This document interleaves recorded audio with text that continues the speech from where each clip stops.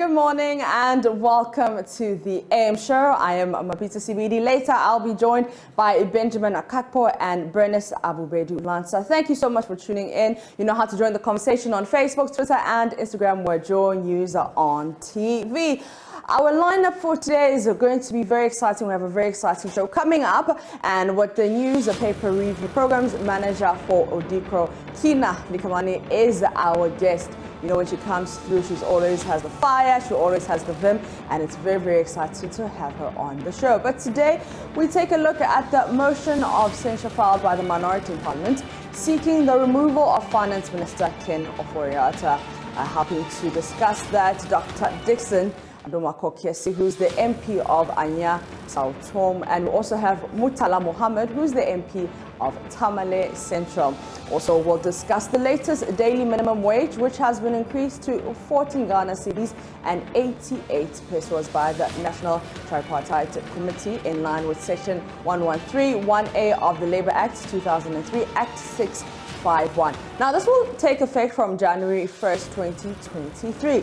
The committee says it took into account the current economic challenges, cost of living, sustainability of businesses, and desirability of attaining a higher level of employment, as well as the need for rapid restoration of macroeconomic stability. So we'll take you through the various increases over the last 5 years when our data analyst Isaac Kofi Ajay joins us. And we also want to hear your thoughts on our Facebook page, but we also have that discussion with Vice Chair of the Trades Union Congress, Ken Chinabwa Kodua. But we're asking, is this enough cushion for you? 14 Ghana cedis, 88 pesos. Join us with your thoughts. Meanwhile, Mobile Money Agents Association of Ghana is asking government to reduce the current e-levy rate, modify the exemptions of transactions and the daily threshold to ease the negative impact on consumers. We'll share details of their research on the show today.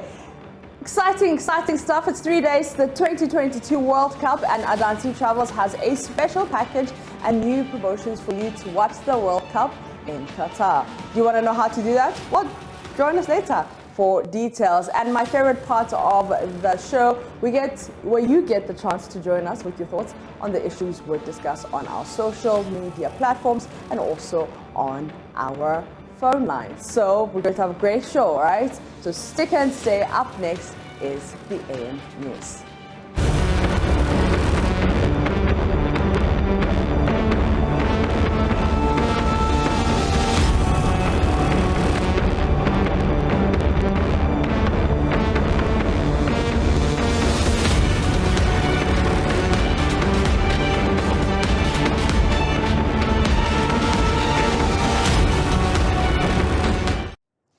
Let's settle for the news now. The minority in Parliament is asking government to immediately release funds to the National Health Insurance Authority.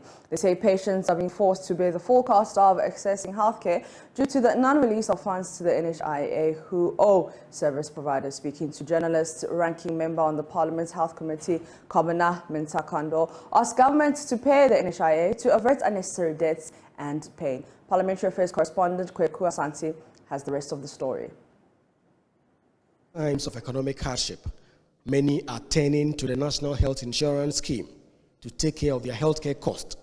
But with the NHIA owing service providers and health facilities asking patients to bear the full cost, the minority say deaths may be inevitable. Under the current economic conditions, more Ghanaians than ever before will require the National Health Insurance Scheme to finance their medical needs. It is therefore unconscionable for government to hold on to monies collected in the name of the National Health Insurance Authority, rendering it incapable of meeting its obligation to service providers. This is going to increase mobility and mortality across Ghana. As we speak, patients in some hospitals across the country are being asked to make upfront payment for medical consumables and services. This is likely to increase mobility in persons with hypertension, diabetes, sickle cell anemia, HIV, and other conditions who require regular intake of medical consumables and services, resulting in undue stress on already overburdened medical facilities. According to Kwabena Mintakando, there seemed to be a deliberate attempt on the part of government to collapse the National Health Insurance Scheme. Unfortunately, there rather seems to be an unwavering effort to collapse the National Health Insurance Scheme by depriving it of funds. As we speak, the highest release of National Health Insurance levies collected was in 2016, when 86 of the collections were released to the National Health Insurance Authority. The lowest on record is that of last year, where government, out of the 2.056 billion it's collected, paid only 127 million, or 6.2% to the National Health Insurance Fund. Meanwhile, Health Minister Kweku Agyeman admitted delay in the payment of claims, which is forcing service providers to pass on the cost to patients. He, however, assured Parliament that the NHIA is working to improve on its claim payment systems. Co-payments or top-ups are not part of the payments at the moment. However, it persists, and the following have been given as some of the reasons for its occurrence: delays in claims payment, perception of unrealistic tariffs, and irregular review of tariffs, medicines, and services. The practice has led to member dissatisfaction of the scheme, and the common language being the NHIS is not working.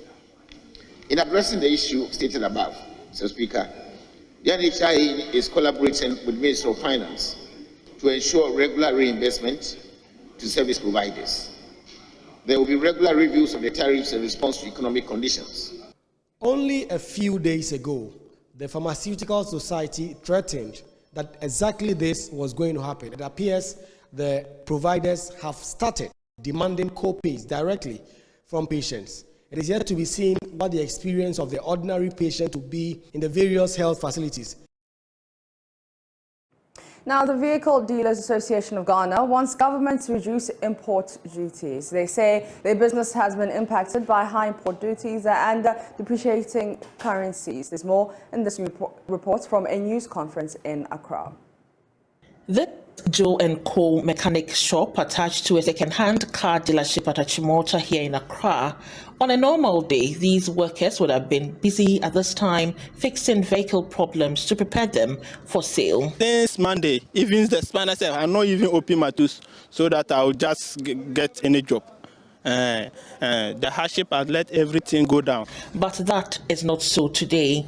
A drop in business for vehicle dealers means a drop in the business of mechanics as well. Comparing our job now and the previous months, let me say maybe 6 months back, the work has slowed down simply because the importers cannot bring the cars because of the duty. That's what they complain. The vehicle dealers say their business has been impacted by the high import duties and the depreciating currency. George Dumanu is a member of the Korea Importers Association of Ghana and has been addressing a news conference in Accra.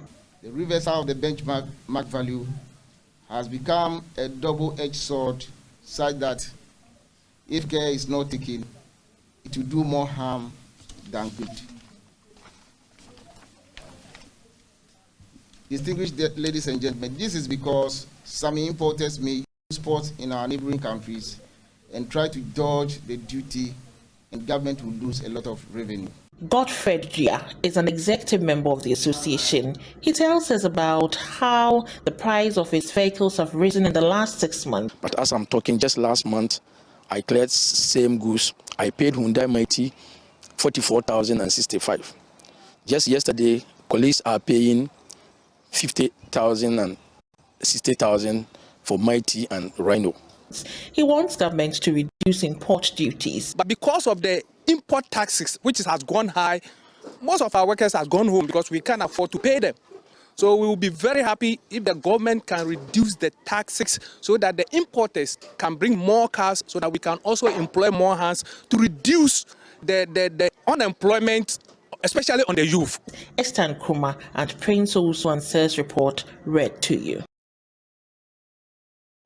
Residents of NHIA in the Adenta municipality of the Greater Accra region are worried about the pollution of the only water body in the neighborhood, the Fulani Lake. Now, the lake has been a source of potable water for residents and served as a source of livelihood for water suppliers operating in the enclave. Now, in recent weeks, however, the lake, according to the residents, has turned black, threatening aquatic life.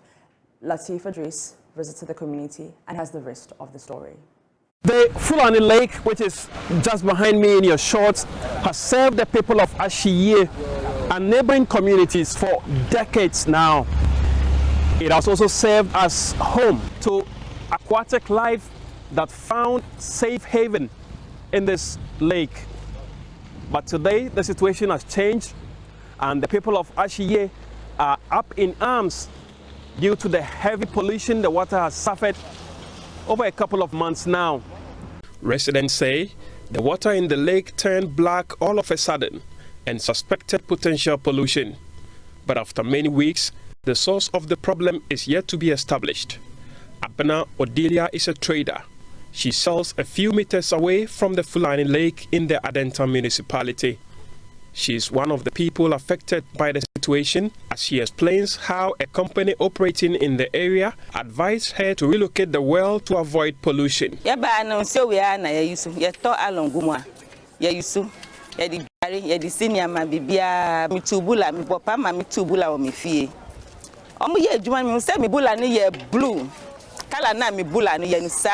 My well changed color and became dark, same color as the lake. The company later advised me to sink a new well at a different location, but I declined because I couldn't afford. A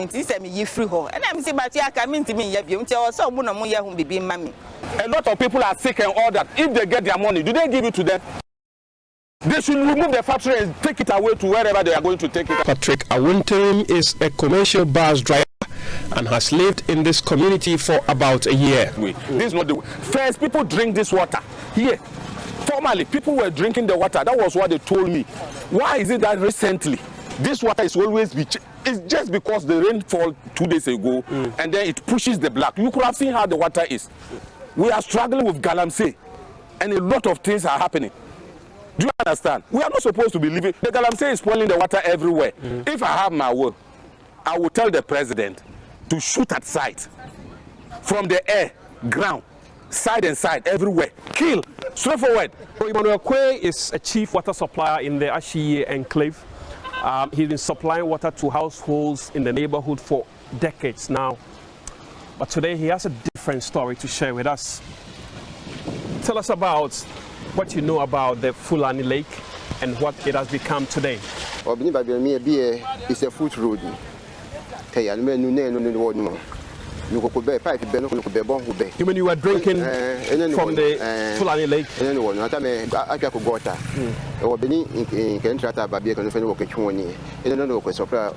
So you brought in your tractor and you were supplying water in the neighborhood from the Fulani Lake? Yeah, from the Fulani Lake.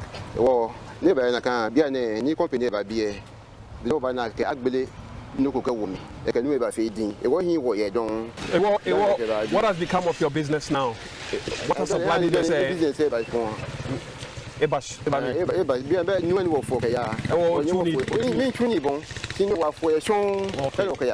So you don't rely on the Fulani Lake as your primary source of water?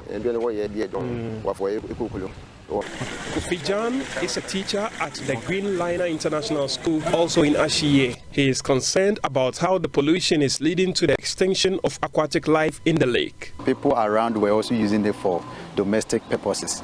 But in a few years, let me say, some few months ago, we heard that there's a company here. There's a company that has come around. And after their lunch, the lunch of the company, we saw that the water has changed color. And one time when we passed, we saw that all the aquatic animals, especially the fish, have started dying. The mud fish especially. And it was giving a bad sense. The people blame this pollution on the operations of a company that started operating in the area recently. However, investigations by the Water Resource Commission exonerated the said company of any wrongdoing. Findings of a separate investigation by the Environmental Protection Agency are yet to be made public. In the Volta region, residents of Seva and adjoining communities in the Keta municipality say recent flooding in the area has left many of them stranded. They also say the floods have disrupted academic and trading activities in the area. Volta region's Ivy Setuji reports.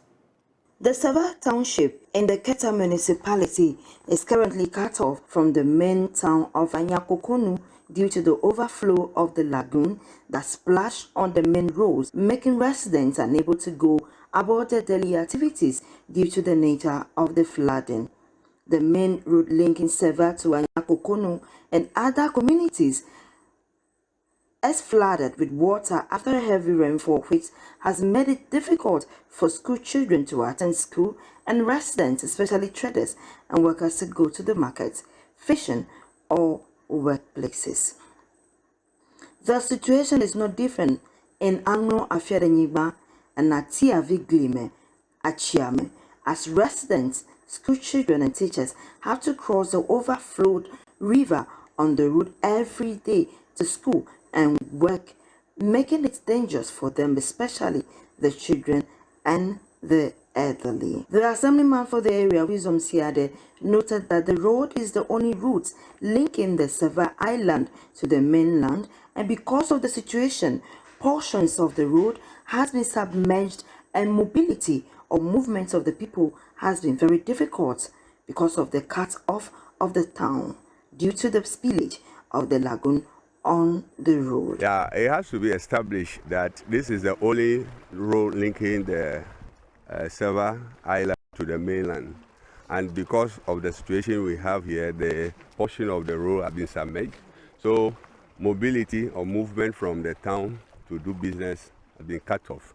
People have to resort to using of boats and some other dangerous means to travel.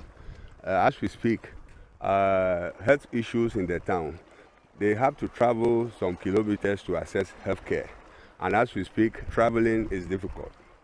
Business people who have to travel to Akachi, Abo to do business, they cannot do that. So what we are saying is that the situation is very, very unbearable. Already we have water shortage or water problem, that is the drinking water. Tankers move from Abo to bring water. Now that also has been cut off, so the people cannot also get access to drinking water. My plight is that they should, the government or benevolent people should step in. If there's engineers look at it and there's any temporary measure that they can put in place to improve the mobility of the people, that will be fine. MP for Keta constituency, Kwame Jujoli Gakpe, said an urgent attention is needed to avoid anything disastrous in the future because the road gets submerged at the slightest rainfall, compelling residents to walk through the flooded water. I think I want the Minister for Road and Highways intervention immediately, because right now the community members cannot come out from their community and they cannot go into their community. No car can move and no car can come, and then it's a huge burden on the community. As you speak, you can see that the water level is up, and then the road has been submerged into the Kita Lagoon.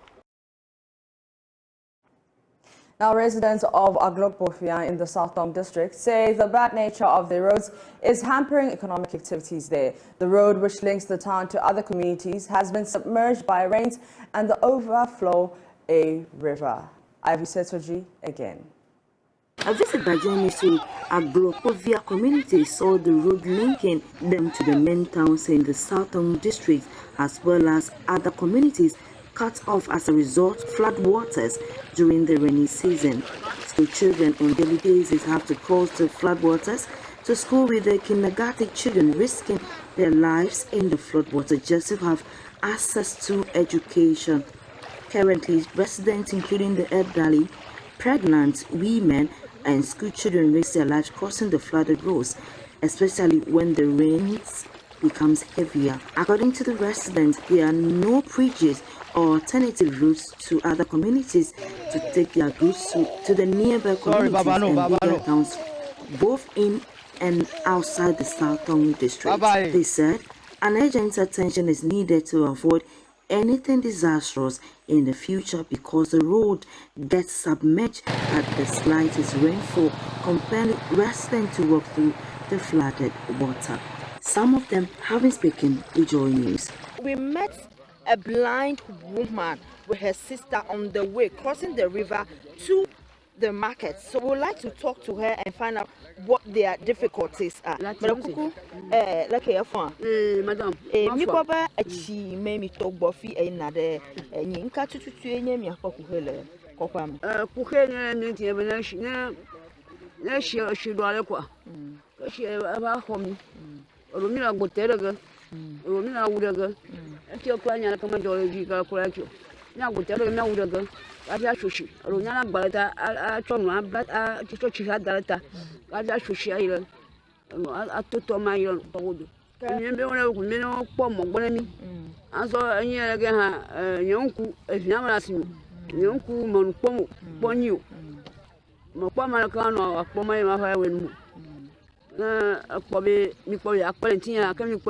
The Assemblywoman of the area, Victoria Jaklo, lamented on how the residents, especially the traders and market women, suffer whilst crossing the river. She noted that market women suffer a lot because of the flooded roads, carrying foodstuffs through the water to the markets, a situation she said is very worrying and needs urgent attention from the government. Agrokovia is one of my communities.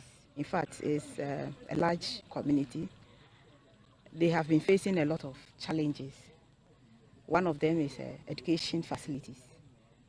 Unfortunately, formerly we were having the school across the road, but due to this type of issues, every year when there is rainfall, excessive rainfall, or flood from other areas, it flows here, and the children will have to cross. And you know, with KG and whatever, these children are below above 2, 3, 5 years. They have to cross here to go to that school. So the community itself realized that they are endangering their children, and based on that, they decided to move the school from here to the community itself. That's it for the AM News, but I leave you with Tech Thursday, where third parties licensed by the National Commission Authority to provide value-added services have been known to perpetuate unsolicited subscriptions among mobile phone users in Ghana. But how they go about it has been a mystery to many. A Love News investigation has found that some have largely been carrying out their operations through local and regional adult or porn websites. Love FM's Chrissy Deborah has more. 10 months since the expose on unsolicited subscriptions, Love News decided to visit 28 participants in the first survey. Unfortunately, 12 had been experiencing recurrent unsolicited subscriptions. After several questions, it came out that the victims had them through popular local and regional adult websites. These are Empress Leak, Total Leak, and Ugandan Porn. Services like Play Inc. and UGZ, which charge 0.5 and 0.25 cedis every day, were gotten from Empress Leak. Total Leak and Ugandan Porn are also sites frequented by the victims. 4 victims who confessed visiting these websites had acquired Fun Movie Daily, Orbit and When, which charge 0.25 cedis daily.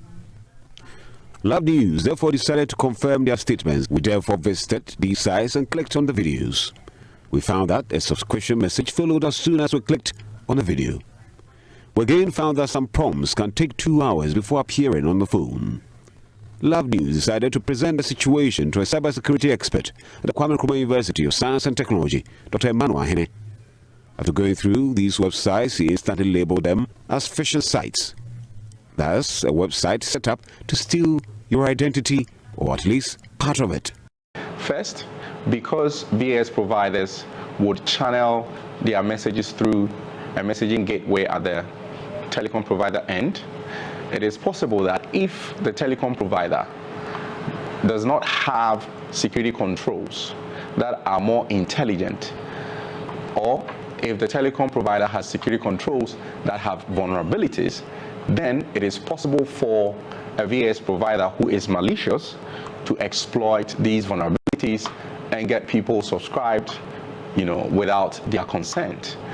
Or it is also possible if this telcos provider is working with a VAS provider aggregator, okay, so that's someone who actually puts all the VAS content providers together and then particularly deal with the telcos provider. Okay, so it's possible that this aggregator vendor could also, if he tends to be malicious, exploit this same vulnerability just for, again, for revenue. Okay, so apart from this step, there's the other step where if the telcos are providing good level of security, then the VAS providers would have to, by any means, get people to subscribe to their services. And that is where you find some malicious VAS providers, I mean, using all means like getting certain links on certain websites and fooling people to click on malicious links to get subscribed to their services, just like we have demonstrated. Now, if you find yourself subscribed to a VAS that you didn't actually intend to subscribe to, then you have the chance to always unsubscribe. Now, all the telecom providers have given the portal that allows each person to unsubscribe. Okay, so for Vodafone, you can use the *463 hash to unsubscribe, and then for Airtel Tigo, you can use *100 hash. You follow the prompt to unsubscribe, and for MTN, you use *175 hash to unsubscribe. Reporting for JoyNews, Kwesi Debra.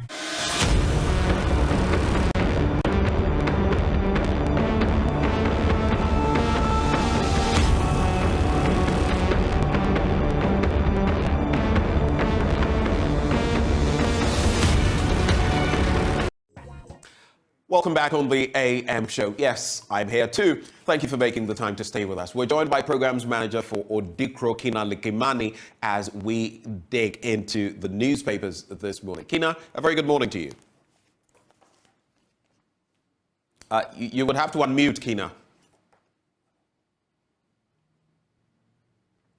Sorry, good morning. How are you? I am very well. I hope you're well too.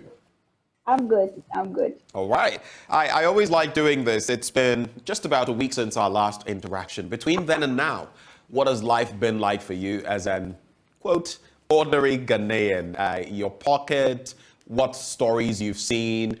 You can even talk about Charles Eduwahin, because all of that feeds into what has happened in the course of the week. Any quick thoughts before we get into the papers? There's such hypocrisy around Charles Eduwahin. I mean, it's like the president basically said, I'm okay with everything he's done for the finances of Ghana, for the financial management of Ghana, save for this thing that Anas has exposed. I'm not buying it. I'm not impressed by it. We wanted him and Ken Oforiatta gone for the financial mismanagement. So, you know, we have to, I always say we have to resist being managed, being thrown some bones. The issue still persists. And on record, he didn't fire him for financial mismanagement. And that is the key sticking point. Okay. Well, there's also this bit about the tripartite committee meeting. And from the 1st of January 2023, we're going to see the minimum wage, daily minimum wage, move from 13 cedis upwards to 14 cedis and 88 pesos. It's just about a 10% increment. But some have bemoaned the situation, saying that is woefully inadequate. Now, this will amount to, if you do the calculation, a little over 400 cedis. And most people say they're spending over 500 cedis, you know, just on transportation, not to talk of anything else, just transportation. What do you make of it? It may not be too many people who are right on the borderline of minimum wage, but with a 10% increment in the midst of the fall of the CD, in the midst of high fuel prices, yes, diesel and petrol have gone down marginally, in the midst of the inflationary rate and everything else. What do you make of it? It's woefully inadequate. I am actually shocked when I think I saw headlines where the TUC boss was saying it's a good thing. I can't understand that at all.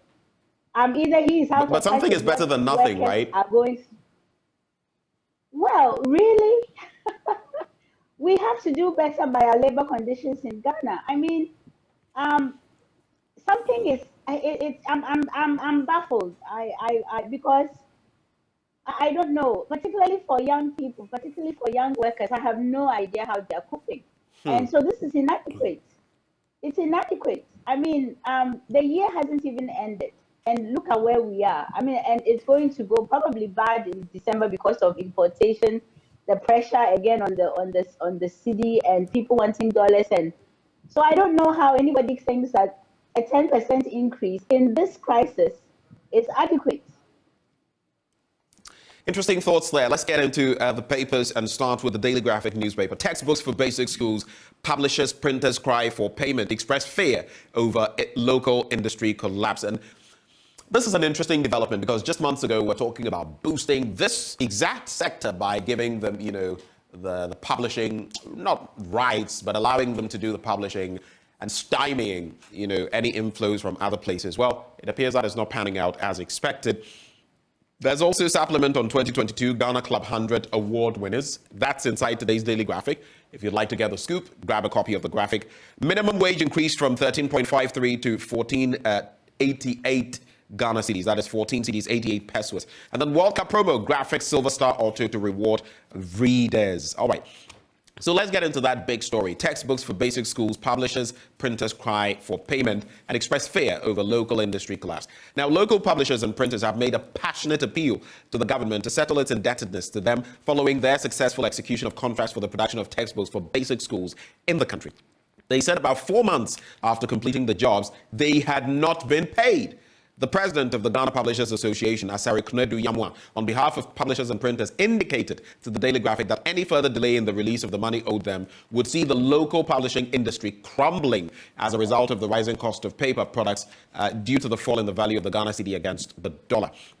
Just a bit of a context, like I was hinting at before. Local printers depend on foreign raw materials such as paper and ink to print jobs. Now, the Ministry of Education contract was to pay the publishers 28 days after the submissions of invoices, which had been done as far back as June this year. But the ministry is yet to pay for the textbooks delivered to the schools.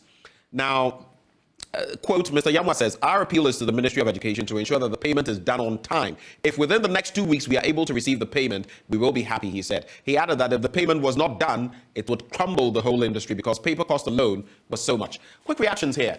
So even when we're trying to help our local industries, some of these matters emanate from the point of having their invoices, which happened around June, which means that by July, they should have got payment latest because it's a 28-day framework. We're in November. Payment has still not been made, but work has been done. Quick reactions? Well, you know, the situation with our publishing industry has always been tenuous because of the reliance on the raw materials coming outside of the country, but also that paper products are taxed. Right. We've always argued that we should lower the taxation on paper products.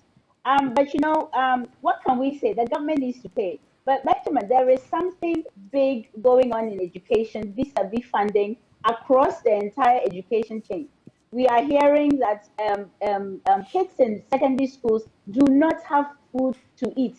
The heads of these schools cannot talk about it.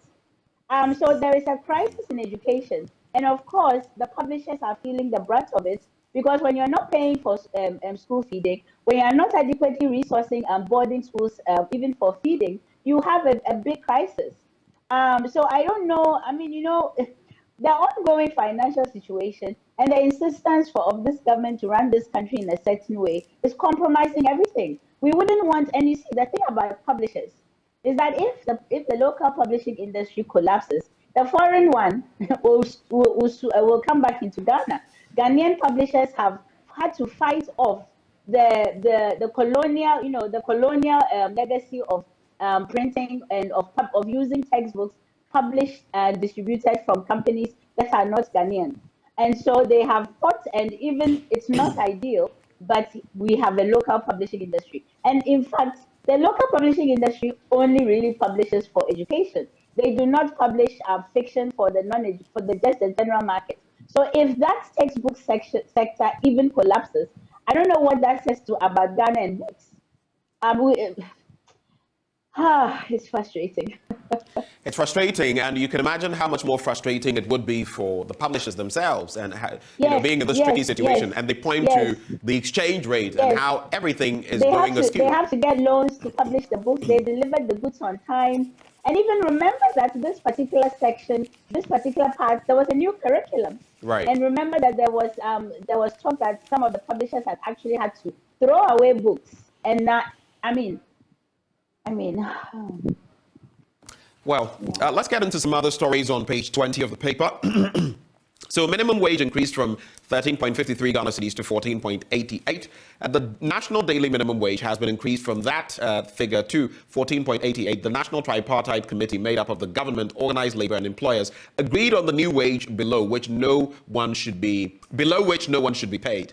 The new daily minimum wage, which takes effect from the 1st of January next year, is a 10% increment over the 2022 national daily minimum wage. Now, the NTC has also pegged, the cost of living allowance, that is COLA, at 15% of the new minimum wage. A communique issued by the NTC, that is the National Tripartite Committee, yesterday said all institutions had to adjust their daily minimum wages on COLA to conform to the new rates. Now, per Section 113 of Act 651, the NTC determines the national daily minimum wage and advises the government on employment and labor market issues. Section 113(2) of Act 651 enjoins the Minister of Labor to publish in the Gazette and the media any new daily minimum wage as determined by the NTC. It is pursuant to the above statutory provision that the new national daily minimum wage has been published. Kina has already shared her thoughts on whether this suffices, and it doesn't, because if there are people supposed to walk to work, look at even the transport situation, right? The food situation, the housing situation. This thing that Ghana has of absolutely deflating and keeping our minimum wage so horrifically low. Like, when people people have been talking about how much it costs to fill their cars, right? Yeah. So when you look at the fact that it's costing to fill a tank, it's costing anywhere upwards of 800 Ghana cedis for someone to drive their car to work, to use their car, and you are saying that in this same country where it costs upwards of 800 to fill a tank, somebody's minimum wage is 400 Ghana cedis. What exactly are we? What is this? What is this? Well, I am stumped. I don't even know what to say. So I always say that we must always find the words to express what's going on, but this is like, it's speechless. It leaves you, I don't understand it. Can they have a family on that wage, or are we just saying we don't care? Because if you put your minimum wage at this, some employers will offer it, and they'll be like, that's the minimum wage. Yeah. How is it? Yeah. Our inequalities gap is so horrendous, horrifically wide. Like, how do people sit around the table and say, yeah, this is good? When possibly when they went for that meeting, the sitting allowance for that meeting was more than the 400 they collected. Exactly. How is and it's that? a crucial point you make there. It's criminal. It's a crucial point you make there. But let's get into some other stories. Ghana National Fire Service records decline in fire outbreaks. That story as well on page 20. And the Ghana National Fire Service is organizing its maiden fire conference in Accra to discuss ways to improve fire management in the country. The three-day conference is also to share ideas on how to address issues on disasters, fire outbreaks, and flood management, as well as rescue and emergency preparedness. The Chief Fire Officer, Julius A. Kunuo, said 5,155 fire outbreaks were recorded across the country between January and October 31st this year. Out of the figure, he said domestic fires were the highest, accounting for 1,961 outbreaks, followed by bushfires, 737, and electrical fires, that's 418. There were also commercial and industrial fires, which were the lowest, 203 and 14 outbreaks, respectively. But that is a decline, and at least it is better than a year ago. It is better than some years past. There's also Gender Ministry holds summit. About the fire. Just a quick one, Kina. I'll let you react to both so we can make tracks. Gender Ministry holds summit on financing social protection. And the Deputy Country Representative of UNICEF, Fiatra Makazi, says the COVID-19 and the Sahel crisis in neighboring countries suggest a strong need to invest in social protection to mitigate and respond to future shocks and ensure a strong and resilient child protection system in Ghana. He said this year's high inflation levels had put increased pressure on poor and vulnerable households, potentially pushing more into absolute poverty. We've already been told that about 1 million more people are being pushed into poverty on the back of COVID-19 and the Russo-Ukrainian war. When you look at the minimum wage vis-a-vis this conversation or this call, what do you have to say? Well, first of all, it's heartening that they've convened to look at financing for social protection. You know, the ministry itself is one of the chronically under-resourced in the entire government portfolio, which is actually really terrible because the ministry's portfolio for the people it has sort of the mandate covers is like 70% of Ghana. Again, if we want to be serious about social protection, in fact, it would be the ministry must have a huge say in the issue of minimum wage.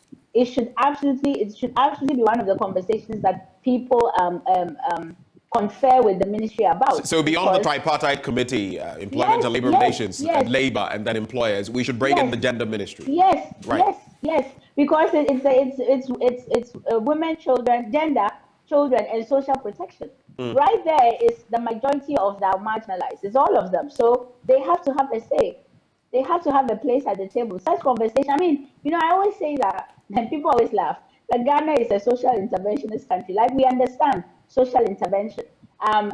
We must finance it well. There's no way that we are going to get to the country that we want without adequately financing social interventions, safety nets, lifting people out of poverty, really looking at, because that whole area of social protection and poverty, everybody, some people may not think of themselves as needing safety nets, but once you have some the breadwinner in the family or any member of the family becoming seriously ill, that's enough to drive people into serious financial trouble. So we are all basically one crisis away, and we should govern this country at understanding that we are absolutely supposed to protect. Our mandate is to protect the most vulnerable. But you know, the financing of this has always been yeah, always low. Yeah, I think you had wanted to react to the fire service bit. What I want to say is that fire is one of those things that goes underreported.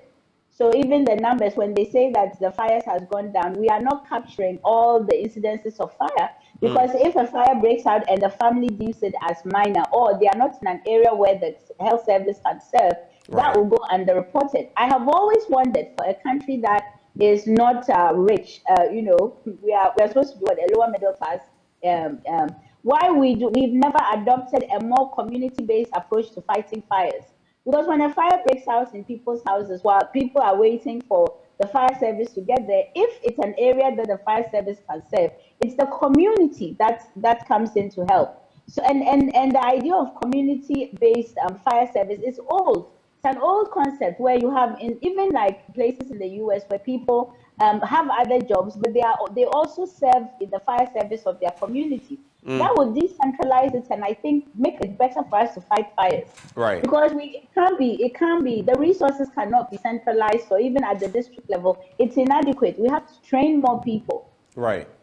I have a message coming through from Babs Kind, and he laments, I can't use the language he's using, but he says, the daily minimum wage does not make sense, especially when you consider that our daily minimum wage is less than the hourly wage in other countries. But of course, the dynamics are different. Yeah. Would that we were to get there someday where even the hourly wage were much, much higher than what we're seeing now. But just to quickly wrap on the international front, Trump to run for president again in 2024. Donald John Trump has announced his bid. He talks about America's comeback starts right now at his Florida estate. He said, we have to save our country. That's what he said. But there is some disputation in there, because Mr. Trump's announcement comes as some fellow Republicans blame him for the party's lackluster performance in last week's midterm elections. A lot of those he backed did not win. And in fact, the Democrats on the day won, not in the sense that they actually won the House of Congress and the Senate, but the landslide loss that was expected did not pan out. And this is the best, I think, since, is it Clinton or something? It's been about 20 years. The casualties are many, but this time around, interestingly, that did not happen. There's also missiles in Europe dominate Bali summit. It's all about the G7 and what Mr. Biden, president of the US, said that a missile that had landed in Poland was very unlikely to have come from the Russians. It appears it's the Ukrainians themselves who are trying to avoid a strike, and that could have happened. So those are two quick international stories. If you have a reaction, we can take them quickly and move to other pages. I don't comment on anything that Trump does. That is what? That is not about I don't comment on anything Trump. I don't do it. Oh, okay. In part because let me explain. I was in the United States, I think, getting ready to perhaps go to college when the Central Park 5 incident happened. Okay. And the Central Park 5 is a white woman was attacked in Central Park, and she was brutally assaulted, raped, and left for dead. When they found her, she was basically she went into a coma. Her recovery was very long. And they found, like I think, evidence of, 4 or 5 black youths who had come upon the body. And this is the story. They came upon the body, and I think they left her there, touched her and left her there. They were not the perpetrators. In the end, it would be a Hispanic guy whose DNA, and who would admit to it. New York rallied completely against these five. They were teenagers. And the person who led the crime rally was Donald Trump. He took out newspapers, he took out ads in newspapers that are reputable, like New York Times, calling for bad, really bad things to happen to these 5 youths. I was young myself. I think I was their age, and it was completely traumatizing.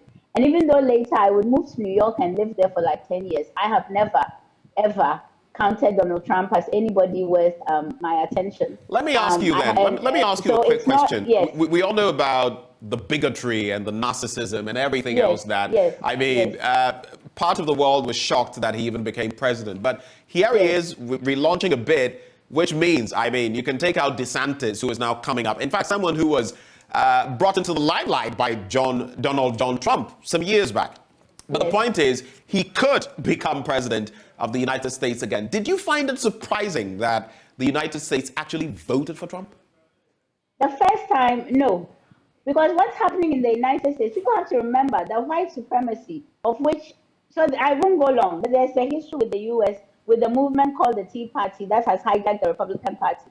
But what always happens with white supremacy and white people is that they will absolutely cut their nose to spite their faces if they feel that the country is moving too left or allowing too much freedom to women, to black people, to people of color, to immigrants. Right. So if they mean, as a minority, to completely, there were people coming into the US government, the Tea Party, to completely dismantle America. And that's what they intend to do.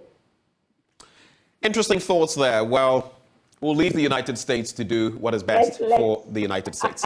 But let's get into Business Finder newspaper. Ghana can still count on our support for private sector development. That's according to the IFC. A national daily minimum wage is 14 cedis and 88 pesos. Let's get into that first story. Private sector lending arm of the World Bank, the International Finance Corporation, has pledged continuous provision of financing and advisory services for Ghana's private sector development. The corporation said it would reinforce its role of facilitating markets for financing and investment for a green and sustainable future for Ghana. The IFC's Regional Industry Director for Financial Institutions Group Africa, Aliu Maiga, said, quote, the IFC is committed to working with Ghana stakeholders to facilitate investments that reduce greenhouse gas emissions and start climate change adaptation. We will do so by providing a complete package for clients and partners through investment, mobilization, and institution building. So that is it for that story. But let me quickly get to the Daily Guide and you'll come in, Kina. So EC buries 17 dead political parties. And is the story not dead? I'm sorry, I'm just playing on words. EC buries 17 dead political parties, but it was all over the news yesterday and other papers. So I'm asking, is the story not dead in itself? But it's here on page 3 of the Daily Guide newspaper. 98 NPP MPs join Oforiatta Must Go campaign. Chief exposes Galamsey Queen. Bagman bans phones in Parliament. And state trial refer issue to Supreme Court. That's according to Opuni. So two quick ones. 98 NPP MPs join Oforiatta Must Go campaign. We've seen him face that ad hoc committee. In fact, tomorrow he's back in Parliament to face that committee. Day one of the sitting was an interesting one, and he's been represented by Gabia Sarioch-Redako. Then Bagman bans phones in Parliament, and now there's that ban. And again, if you don't go through the metal detectors, you don't get to enter the chamber. Since you're with Odikro and you delve into some of these matters, what are your quick thoughts, Kina? Well, this business of, we don't know, is it 80, then it's 98, then it's all of MPP, majority, I don't know. This is all window dressing. I don't believe a thing that comes out of their mouths. You know, I keep saying we must avoid being finessed. So ever since they started, Cameron Ferretta is still the finance minister. They've never agreed whether how many of them actually want them go and what it means to say when we say we want that. It's just they are just window dressing. They are trying but it's telling. Act like they are what? You call it window dressing, but they are saying that they are committed to supporting, you know, they can no longer reconcile their support for government with continuing to support government business. They are basically saying, if you don't do this now, we're not going to, you know, participate in government business, which would also mean that when the budget is read, you would need their numbers in Parliament for the appropriations, for the debates and all of that. They will not be there. Is that not a statement enough? But it's only words. What I'm saying is that let us wait for them to act, because so far they've only said words. It's just plenty words. And I find that it happens a lot with Parliament, plenty words, and then you'll find somebody's reading the budget and they are all like participating. So let them actually act beyond their words. Anyway, so let's get into this interesting story. I don't know whether you're confident or you have any personal relations with. He's a friend of mine, Fred Amugi, the veteran actor. And his wish to be a brand ambassador while he was still alive has finally been fulfilled. Recently, he put out a story that, look, don't let some of us waste away. It's not, I don't want much, but how about billboards and get in touch? Let's do something. Well, his dream has come true. The 74-year-old actor has netted an ambassadorial deal with Caveman Watches, days after his passionate appeal to corporate Ghana to grant him that wish. Fred's one wish is to have his face on a billboard as a brand ambassador before he returns to his maker someday. How do you react to this and the gesture by Caveman Watches? We thank Caveman. That's a beautiful thing. And you know, so much of our artists, the older people, the older generation of our artists and creatives across the entire sector are languishing at home, and they could be of use, like he's saying. So it's a feel-good story. We are, in fact, what is really good about it is that he verbalized it. Right. You know, so many people are sitting at home wishing they could be more of use, and he verbalized it, and someone stepped up. We are grateful. He didn't just fold his arms and sit there and say, secret, he verbalized it, groaning to everyone else. He put it out there, and look at it. Sometimes he must just speak up. In the creative sectors across, we tend to put the older generation out to pasture like they've already died while they are still alive. So I'm so pleased he said it and someone has stepped up. So we thank Caveman a lot. We are looking forward to the billboards. That's a good one. I've seen quite a number of Caveman, billboards here and there, even around the airport, police station, and others. So I'm sure his face will pop up on one of those soon. There's also Qatar begs for threatening World Cup reporter. We're not going to joke in Qatar, GFA boss pledges. Today we're actually playing Switzerland. And I'm sorry for flopping at the Real. That is Eden Hazard, who has said that he's really sorry about what has happened and would accept a move away from Real Madrid next summer. That is in the Daily Guide newspaper. But quickly, let's look at the Chronicle. No kidnappings in Western region. There were a hoax, regional minister says. Gabi and Che Mensa Bonsu ceasefire. Atforson admits ad hoc committee probe. Oforiatta carrying the cross for the sins of others. And then illegal miners are criminals, must not be entertained. All those stories on the front page of the Chronicle news paper. Maybe I should just get into the page 3 story and take it from there.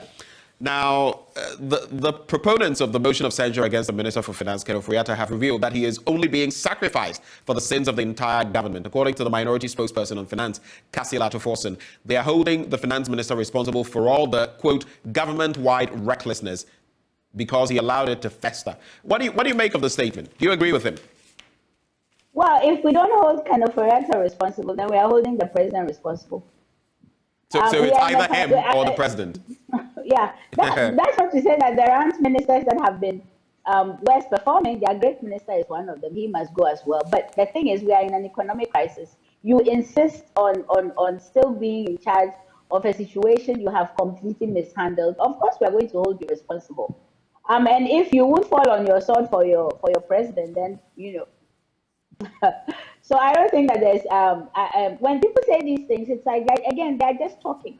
When you say like you are holding someone for all the sins, it's just talk. I don't understand what you're saying. Like, what are we supposed to do? It's almost smacks of scapegoatism. So his has come to the Exactly. fore. Let him carry the cross. You know what is happening? I mean, I am not sure what the proceedings in Parliament is going to yield. So it's like something that's happening on the side. But even then, even if it's something that is designed to fail, which always happens with Parliament, we still got here. We are watching this. We're watching Katie Hammond be kind of like a bully while we are in a financial crisis. This is where we are. It's absolutely unbelievable. But we've been brought here because the president is not listening. He refuses. Because the president isn't listening. Whatever we say, the president, he doesn't hear us, right? It's not, our concerns are not his concerns. I will repeat, they have the president has special interest. His special interest, he places above Ghana at this point. So that's where we are.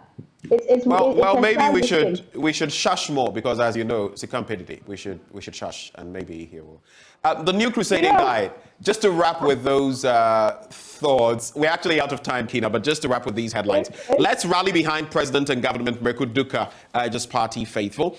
80% of NPP delegates prefer Alan Chemanteng, former MP, declares. There's also reading the budget. I'm only taking this because I've not heard from him in a while. Reading the budget, connivance and hypocrisy, a dangerous precedent. That is by Fadi Dabusi. Final words, Kina, as we go. Well, you know, it's interesting that, of course, MPP will select a flag bearer. Right. But let me just say that anybody with integrity has overstayed their tenure with this government. Let me repeat. Anybody with integrity has overstayed their tenure with this government. So if you are in this government and we are in a crisis and if you in any way disagree with what's going on, you should resign. You can't turn around being part of one of the most disastrous, if not the most disastrous governments we've ever had in terms of economic management, and turn around and say you want to be a flag bearer. You can do it better. People should learn to resign. Actually abide by your integrity and resign.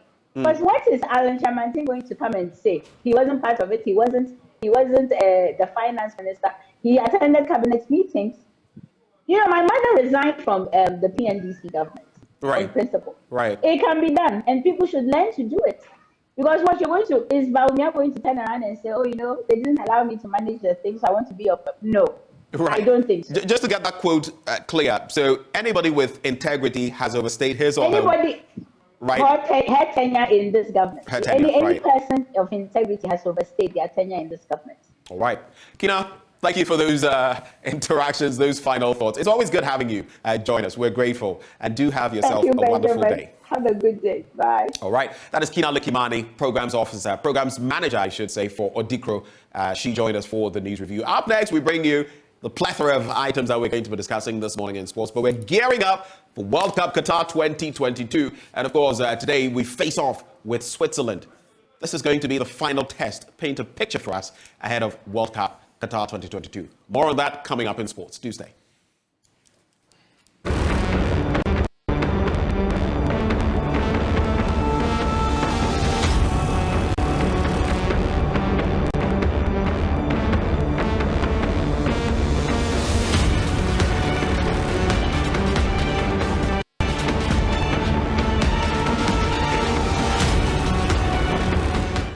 Morning. Welcome to AM Sports. Here with me, Muftao Nabila Abla. It is the day many Ghanaians will be given an opportunity of what to expect from the senior national team, the Black Stars, as they come up against Switzerland at 10 a.m. today. And head coach of the team, Otuado, says that friendly match will be a good test for the team ahead of the FIFA World Cup in Qatar.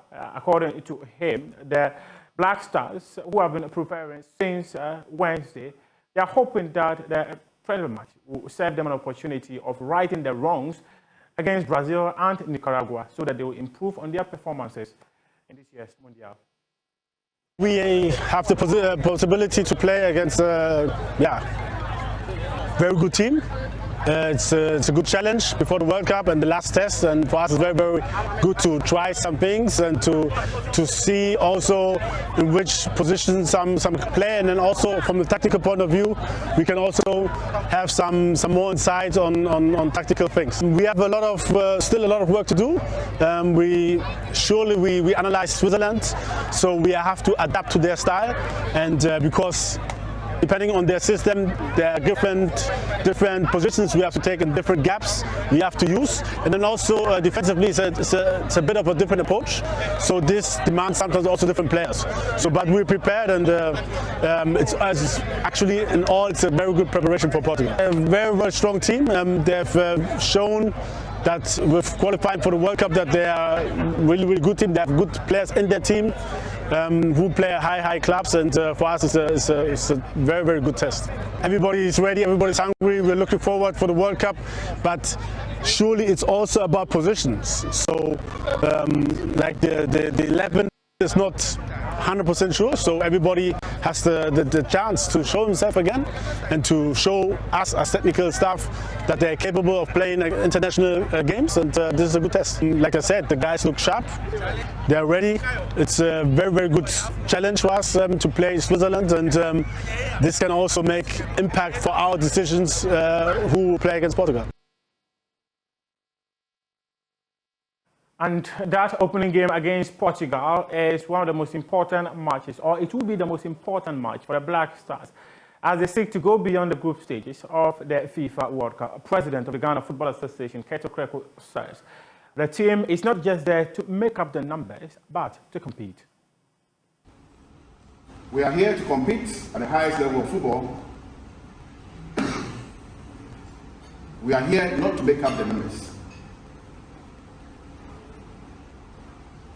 We've been at the Mondial before. The last time we went out in the quarterfinals. So what that means is that we are competitive enough to play at this level. What that means is that we have the capacity to either equal what we have done before or perhaps go much further. This is possible. And this will be possible if all of us behave in a certain way. If all of us behave well, and I mean it, this will be possible if when I come and stand in front of you, you pay attention and to listen to what I have to say. This is part of we being detailed in our thought process, in our thinking process, in our preparations towards we being competitive. We are not here to joke. The last time Ghana was at the Mondial, we played against Portugal. At the end of the game, Ghana scored 2. Portugal scored 1. But Portugal won the game. The last time we played against Portugal, there were 3 goals in the game. Ghana scored 2, Portugal scored 1. But Portugal won the game. I cited this example for us to think deeply about the small details that makes a team strong, that makes a team a winning side. And that includes paying attention to details, staying together, and doing exactly what your technical team will ask you to do. If you behave the way we behaved in the friendly against Brazil, in the opening minutes, we cannot be winners. All of you know how we conceded the goals. It's important that as we start this final day, pay attention to every detail, every information that is offered to us by the technical team.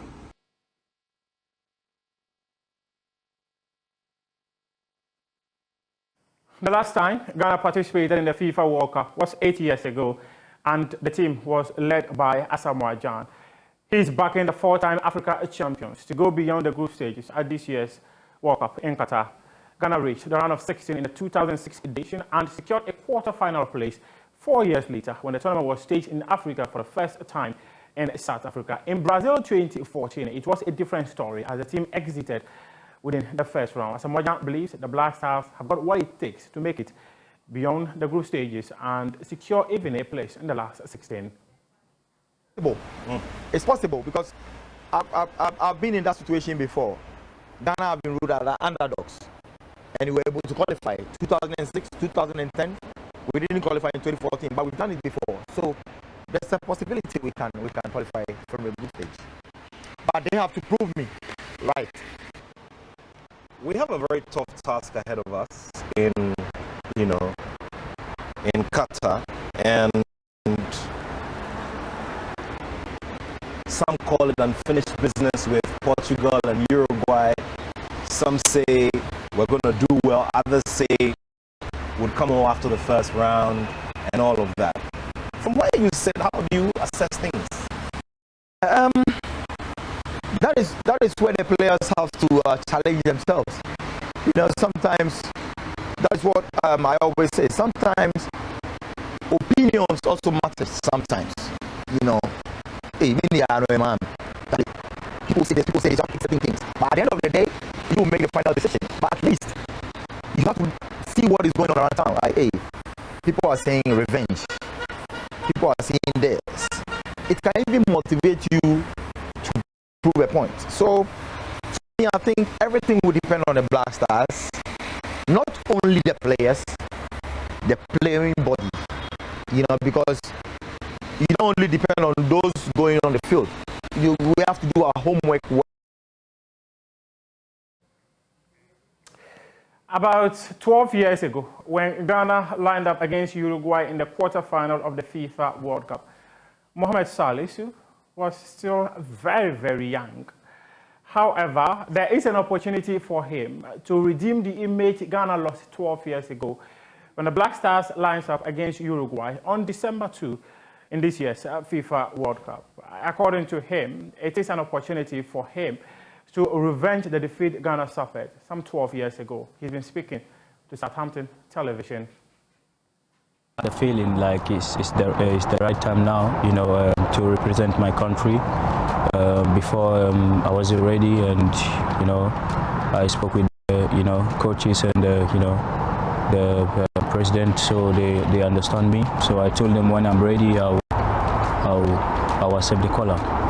What's changed in you to make you ready? How have you maybe matured personally to be ready to make this step? Yeah, because I had with the president, the FA president, they told me what their plans in trying to change everything in the team. Yeah, I spoke with the coach, the manager, and then he told me how he need me in the team.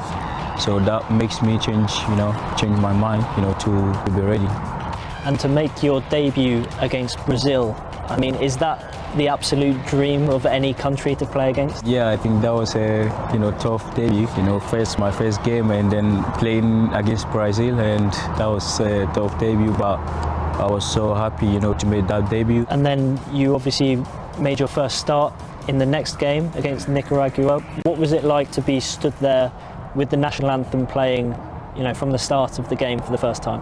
Well, it was a great feeling, honest, when I'm in the lineup, before the kickoff. Was a great feeling, and was a great experience. What do you make of the group? Portugal, South Korea, Uruguay? Yeah, I think it's a tough group. It's a very tough group, and we need to prepare. We need to have a good mentality. And every game is a tough game, so you need to have a good group. We know it's going to be very tough, so we had to put everything on every game, to make the country proud. And I know Cristiano Ronaldo is one of your heroes as well. To play against him in possibly his last World Cup, that's a pretty special moment. Yeah, I think it's a special moment, not only it's my special player, but going to the World Cup is a special moment, so yeah, like I said, I'm looking forward to it. And how much do you think playing in the Premier League with Southampton will help prepare you for this big stage? Because you've obviously played against a lot of these players before. Most of the players are playing in Premier League, and the intensity and everything, I think that will help me a lot, to adapt to the team. And I know there's some history between Ghana and Uruguay. I remember the 2010 World Cup. Is that kind of big news back home? Are they desperate to win this game, especially that one? Yeah, I think so. Like, yeah, I think the people are looking like forward to that game because they're going for revenge. Yeah, so I too am looking forward to that game. You know, I need to stay for my country, like be with my country, and then fight for my country. I think I'm part of the revenge as well. When we play against Uruguay, you know, that World Cup, I think Ghana was the best African team that goes far. You know, that was memories like for me, and that make me inspired. Yeah. What is the goal for this Ghana team in Qatar? What would be success for the team? We have to do everything, I think, step by step. At first, we need to qualify from the group stage, and then after we see what next. Mohamed Saleh is there, speaking to Southampton Television. Now let's take a look at the results and fixtures of the Ghana Premier League matches that were played yesterday. It is only one match today. It is Accra Lions versus Accra Hearts of Oak, the Accra Derby. But these were the results that were recorded on Wednesday, on March Day 7, in the Ghana Premier League. Great Olympics, they won 2-1 against Real Tamale United. Asante Kotoko sat at home and drew against Legon Cities. Ediana Stars were 2-1 winners over Brecum Chelsea, and that has taken them to the summit of the Premier League table. Dreams FC suffered their third successive defeat after Bechem United won 2-1 against them at the Theatre of Dreams. Kerala United, they won 1-0 against King Faisal. No, Kerala United lost their game. King Faisal rather won 1-0. That is an error there. Viviana Gold Stars also drew 1-1 against Midiama SC. The first draw for Midiama SC, first point for them in the last 5 matches. In Suatraman won 1-0 against Tamale City. And later today, it is Accra Lions versus Accra Hearts of Oak, a contest of Accra clubs.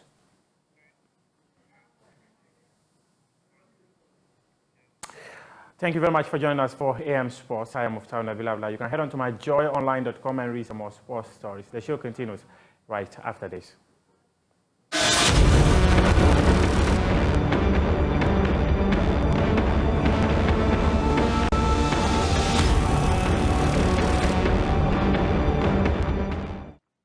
Well, thank you very much for joining us on the AM show. And for those of you who have stayed all this while, we get into our big stories. The first one, we're going to be contemplating the motion of censure brought against Ken Oforiatta, Minister of Finance and Economic Planning. We'll also get into some other issues tied to that situation. Joining us for the discussion, Dr. Dixon Adomako Kisi. He's someone I have missed on the show. He is Member of Parliament, Anya Sowutum. Doc, a very good morning to you. Good morning. I'll do my best. All right. We also have Murtala Mohammed, someone else I've also missed on the show. When he comes, it's always fireworks. Member of Parliament for Tamale Central. Murtala, is that mischief I read on your face? Oh, yeah, it is. It is, eh? You have to add comrade. comrade Murtala. Okay, if it is mischief, then let me also start on a mischievous note. Okay. Do you own a car?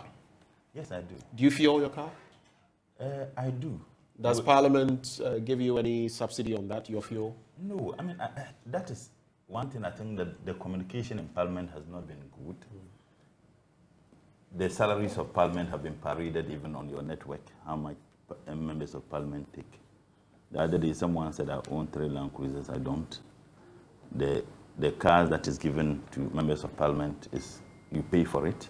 We are the only Article 71 office holders who are not given a free car to use. You take a loan. You have a choice to take the loan or not. The salary they pay you as a member of Parliament, you buy your fuel from that salary. You pay your driver from that salary. You pay your security from that salary. You pay your insurance from that salary. Everything is from that salary. And that is why I remember when we were in the Safe Parliament, my good friend, Honorable Tatus Glover, sat on Metro and said that at the end of the day, we're taking 2,300, and some members of Parliament were angry that why he put that out. And I think that if you look at the gross which has been paraded often, take away the car loans, take away the accommodation loans, take away the salary, take away everything, you realize that MPs go home with nothing. But you don't have to take these loans, do you? You don't have to. If you are an MP who is elected to represent a constituency, that you are not from Accra. Right. You don't have anybody here. You would have to take, you can't build a house. Parliament won't provide you with official accommodation as is being done to other Article 71 office holders and even public servants who work within these ministries and agencies. So all 275 of you must have residence? Yes, you have to be, because Parliament is in Accra. You spend at least a minimum of 5 days in Accra a week and 2 days in your constituency. And that is why when this car issue came, the Land Cruiser may be a luxury to some people, but it's a necessity to others. And I'll give you an example. When I was the MP for Nanton, I needed minimum 2 weeks to visit all constituencies, all communities within the constituency, over 80 communities, which are hugely dispersed, you know, and even not more trouble. So if you go to the constituency, maybe weekend, you can visit maybe about 10 communities, if you want to even be very fast. 10 communities that you'll be able to visit for one trip. Now, traveling from Tamale to Accra, if you are traveling with the team, you can imagine how the distance is. So you can't risk that with a saloon car. And even when you go to the constituency, some of the constituencies, you can't even move with a saloon car. So that is why when this issue of the car loan came, I said, look, it may be a luxury to some people, but it's a necessity to others. Maybe perhaps constituencies that are within the cities. If you take Tamale Central, for example, apart from the fact that the distance I would have to travel from Accra to Tamale, within Tamale, I ride motor. If you ask those in Tamale, often I ride motorbikes. Even the campaign, I ride motor because for me, it is faster, you know, to do that. You ride a motorbike? Yes, I ride motorbike very often in You Tamale. can't live in Tamale and not know how to ride. Oh, definitely, definitely. So if you look at it, travel, my car, honestly, I went to fill the tank because I was supposed to travel. That time I spent about 2,300 in filling the tank because of, before these increases. Now I will need almost 3,000 Ghana cedis to fill the tank. Now 3,000 Ghana cedis, if I'm traveling from Accra to Tamale, Tichima, I would have to top up. And topping up, we top up close to 1,000 Ghana cedis. Let's even say 600 Ghana cedis before the car can send it to Tamale. Right. You would have spent 3,600, 3,500 for in. If you are leaving Tamale to you spend 3,500, that is 7,000 for fuel alone. More than somebody's. And this excludes your moving around. So imagine someone going to Paga constituency, someone going to Jirapa, someone going to Navrongo Central. Even Jomoro, someone going to that place, the western regions. I mean, and the roads are not even more trouble. So it is huge. And to be very honest with you, it is like constituency, and even reaching. Yours is also very big. Well, yeah, yes. but and also right. I'm within Accra. But then again, I mean, some of my roads, saloon cars can take. Cannot. Yeah. So that vehicle, frankly speaking, it's not a luxury. So that's why when the MPs are given, look, give us vehicles to operate. Right. Give us vehicles as you give to other public service servants or civil servants or even Article 71 office holders. Right. Provide the vehicles. Because mind you, our colleagues who are working in the ministries and agencies who are given land clearance and salon, the fuel is provided by the state. The driver is paid by the state. The maintenance of the vehicle is done by the state. Right. But in our case, you pay your driver from your salary, you buy your fuel from your salary, you maintain the vehicle from your salary. So at the end of the day, it is like... So some people will say, you members of parliament, you have so much already. I mean, yes, even the mere fact that you have access to these loans, which the ordinary man would not have access to, is a big deal. And I'm sure someone is sitting, you know, somewhere watching us and saying, wait in age, you know, that's open more. What would be your reaction to that? My name is Ben. We have agreed as a people to charter the path of democracy. Right. And in democracy, there are three very important arms: the executive, the legislature, and the judiciary. You can have a government without parliament, but you cannot have democracy without parliament. So what it means is that parliament is sine qua non to ensure the existence of democracy. Okay. Now, if you agree that we don't want to be ruled by military dictatorship, we want to rule by rule of law, where there are these arms that have equal powers, checks and balances, you know, for the good of the citizenry. Now, each of these arms must be given the necessary tools to operate. Is that not the case? The judiciary have been given the necessary tools. They are given. I mean, recently, the housing in Kumasi, fantastic. Yes. Right. I looked at the judges. I was like, wow, child, this is nice. So among all, is that something you feel could be done for members of parliament? I mean, it'll help us. It'll help you. So Echo, we agree if you tell me as a Benjamin. If you tell me as a member of parliament, between giving a car loan and the state providing vehicle for me to do my work, You would prefer choose the state providing the vehicle for me to do my work. Less liability. Any day. Because one. So with the same things that apply to, for example, those in the civil service, yes. And then, but when you're done with your tenure, you leave the car. You leave it. You would prefer that. Absolutely. Would you prefer that as well? Absolutely. I don't mind at all. Listen, right now, my vehicle, assuming this Land Cruiser, and those who know, I hardly use the Land Cruiser, frankly speaking. If I'm traveling if I fuel the Land Cruiser, it won't take me a week. Okay. Sometimes traffic. So if I'm to spend 3,000, even minimum 3,000, fueling the Land Cruiser for a week, let's even say that I'll use that vehicle for a week. That is from my home to Parliament. Now 3,000 times 4. That's 12,000. How much is my salary? Take away all the other loans. How much is the salary? Now I have to pay a driver if you have a driver. When the vehicle spoils, I have to maintain the vehicle. I pay the insurance, all of them from my salary. So at the end of the day, you cannot do anything. So if the state says that we're providing with a vehicle, the state will provide the driver as it is being done by other public servants. Right. The state will provide the fuel as it is being done by other public servants. And when the vehicle spoils, the state will maintain it. We make it clear that we buy fuel with cash. Yeah, cash. Right. No coupon. They don't give us with our own money. So you don't have coupons or anything like nothing. that? No. I've had somebody sit with me in the car, and when I got to the fuel station, I was paying cash. They were like, "How? What?"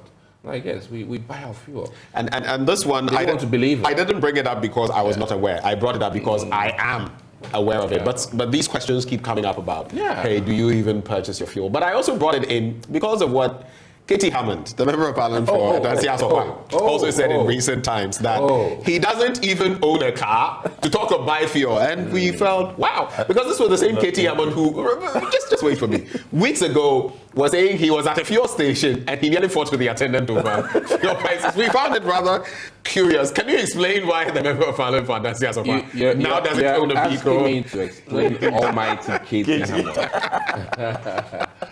Anyway.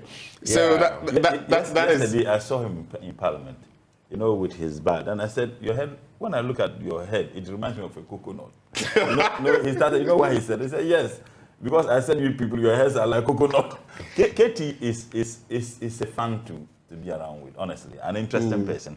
So there are certain things even on the floor that Honorable Katie can do that the speaker would accept or tolerate. Yes. But any other but what you're saying is suggestive. You know that. Yes. What you're saying is suggestive in a negative way. So I don't know whether you want to go there on your colleague member of parliament. I guess he was joking. I mean, sometimes he creates fun. I mean, I think that the public hearing for me was good, even though initially some of us had our reservations about it.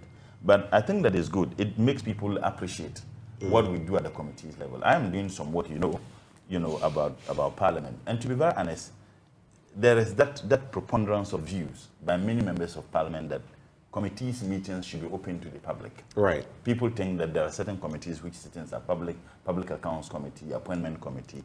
People think that other committees sittings should be made public.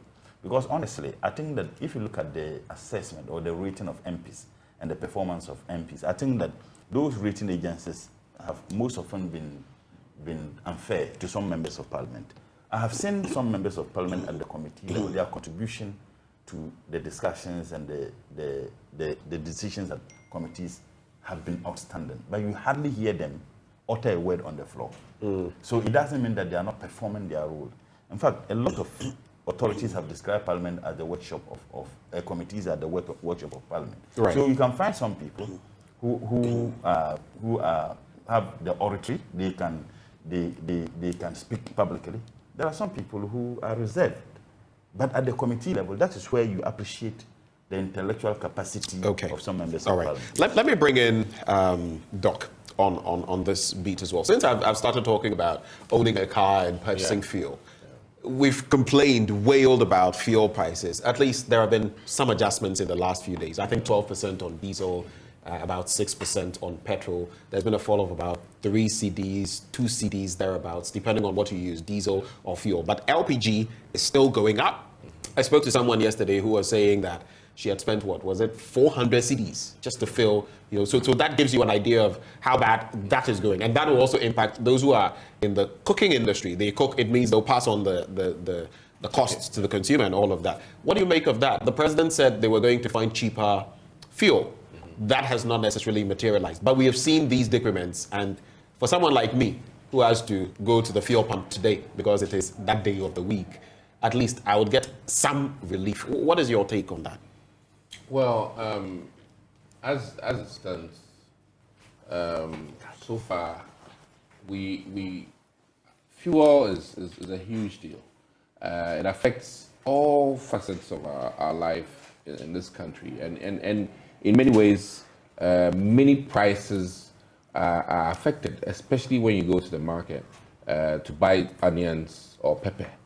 The prices are affected or impacted largely due to fuel prices because of the transportation of these materials from the hinterlands, usually where they are into the main cities, and this relief, it might appear to be small, but it also brings down the tension, and people are a bit more happier at the pump that at least it didn't go up. And I think over the past 3 weeks, things have been a little much stable than before, because it used to be like almost every week we were going up. So I'm actually just happy that we've had a dip of some sort, over this period, and I'm hoping that it would also show in the pricing of goods and services, and bring relief to all of us. But don't you think it's being as marginal as it is? Because if you look at the escalation of fuel prices between 2018, in fact 2017, and now, you look at the cumulative effect on the ordinary person, and then you look at this year alone and how much it's shot up from January.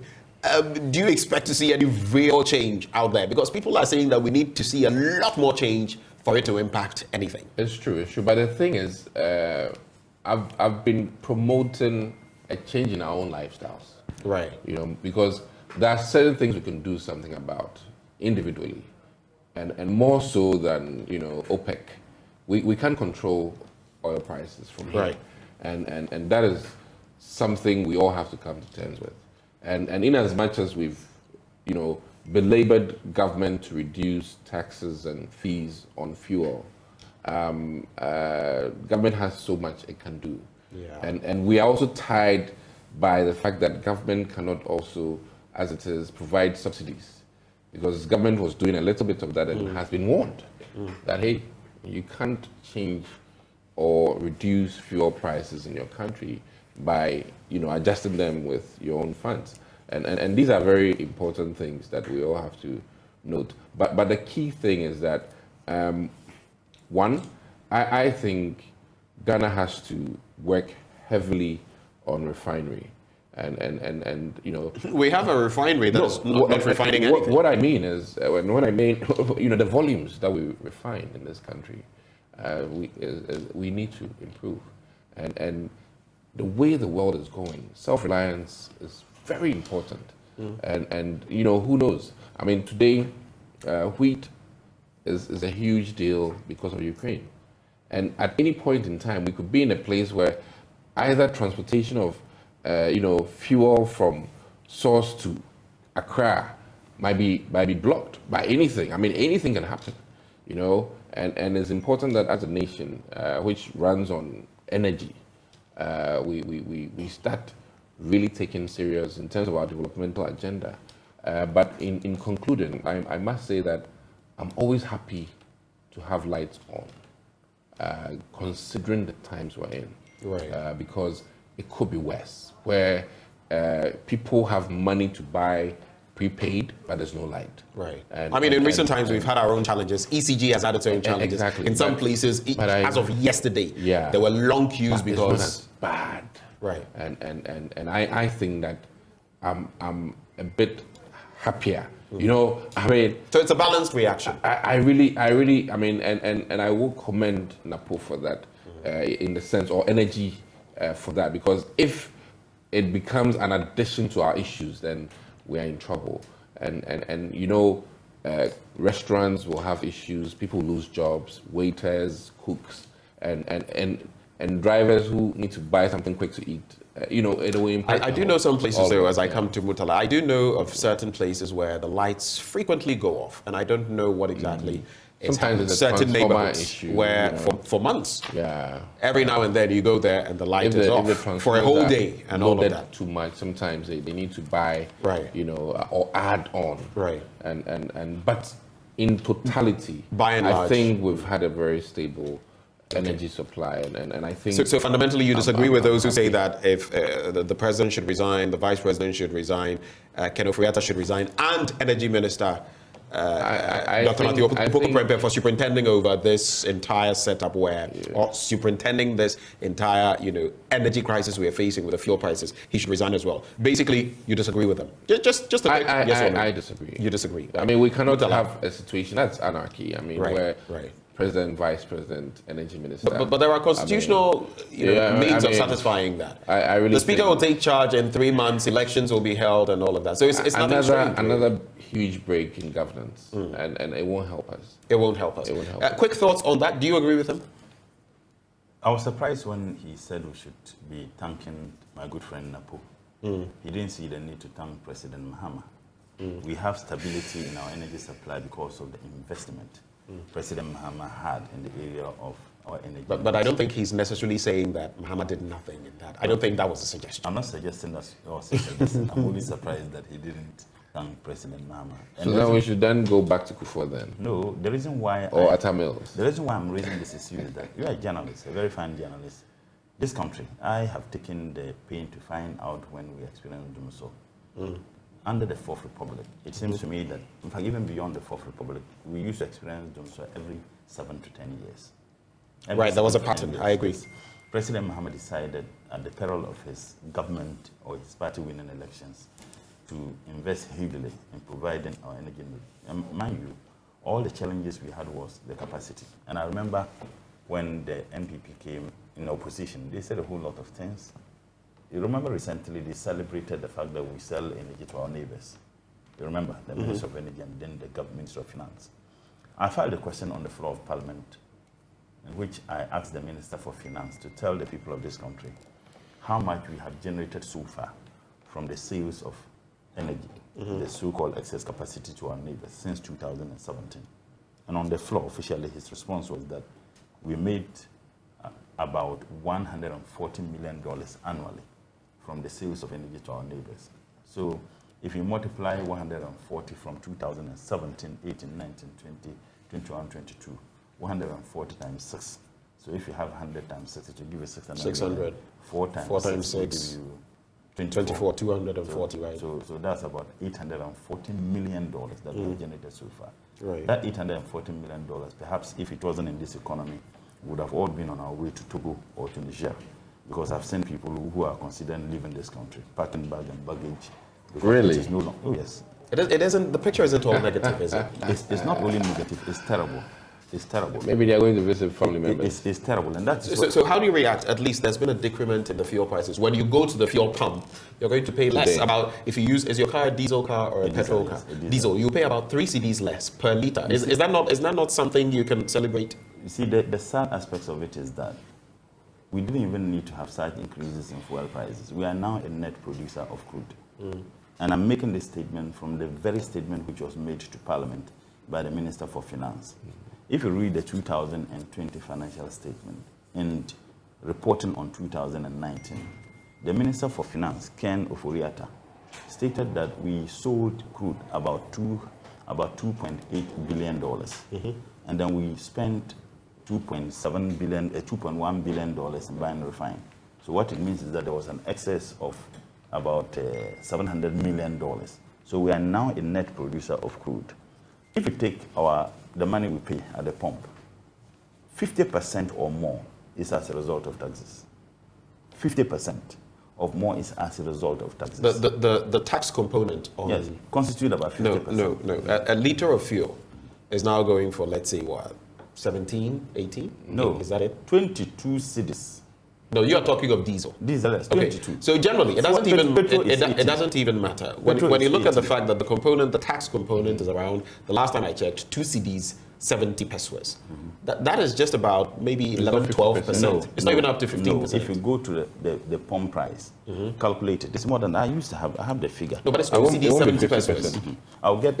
It's definitely not up to it is significant, but not. It is more than 50%. How much you pay? Listen, it is more than and taxes are low. Yes, taxes on the pump. Ask your producer. It isn't. No, because I've done work on this before, so I recall that would be a very serious situation. I hope your producer is watching. If you buy 10 CDs or 5 CDs, I hope your producer. I hope that is not the case. I hope your producer. I was listening to you, so listen to me. All right. I hope your producer, and I want him to do the checks. And I would ask when we start on the second topic, I will give you the detail of the tax component.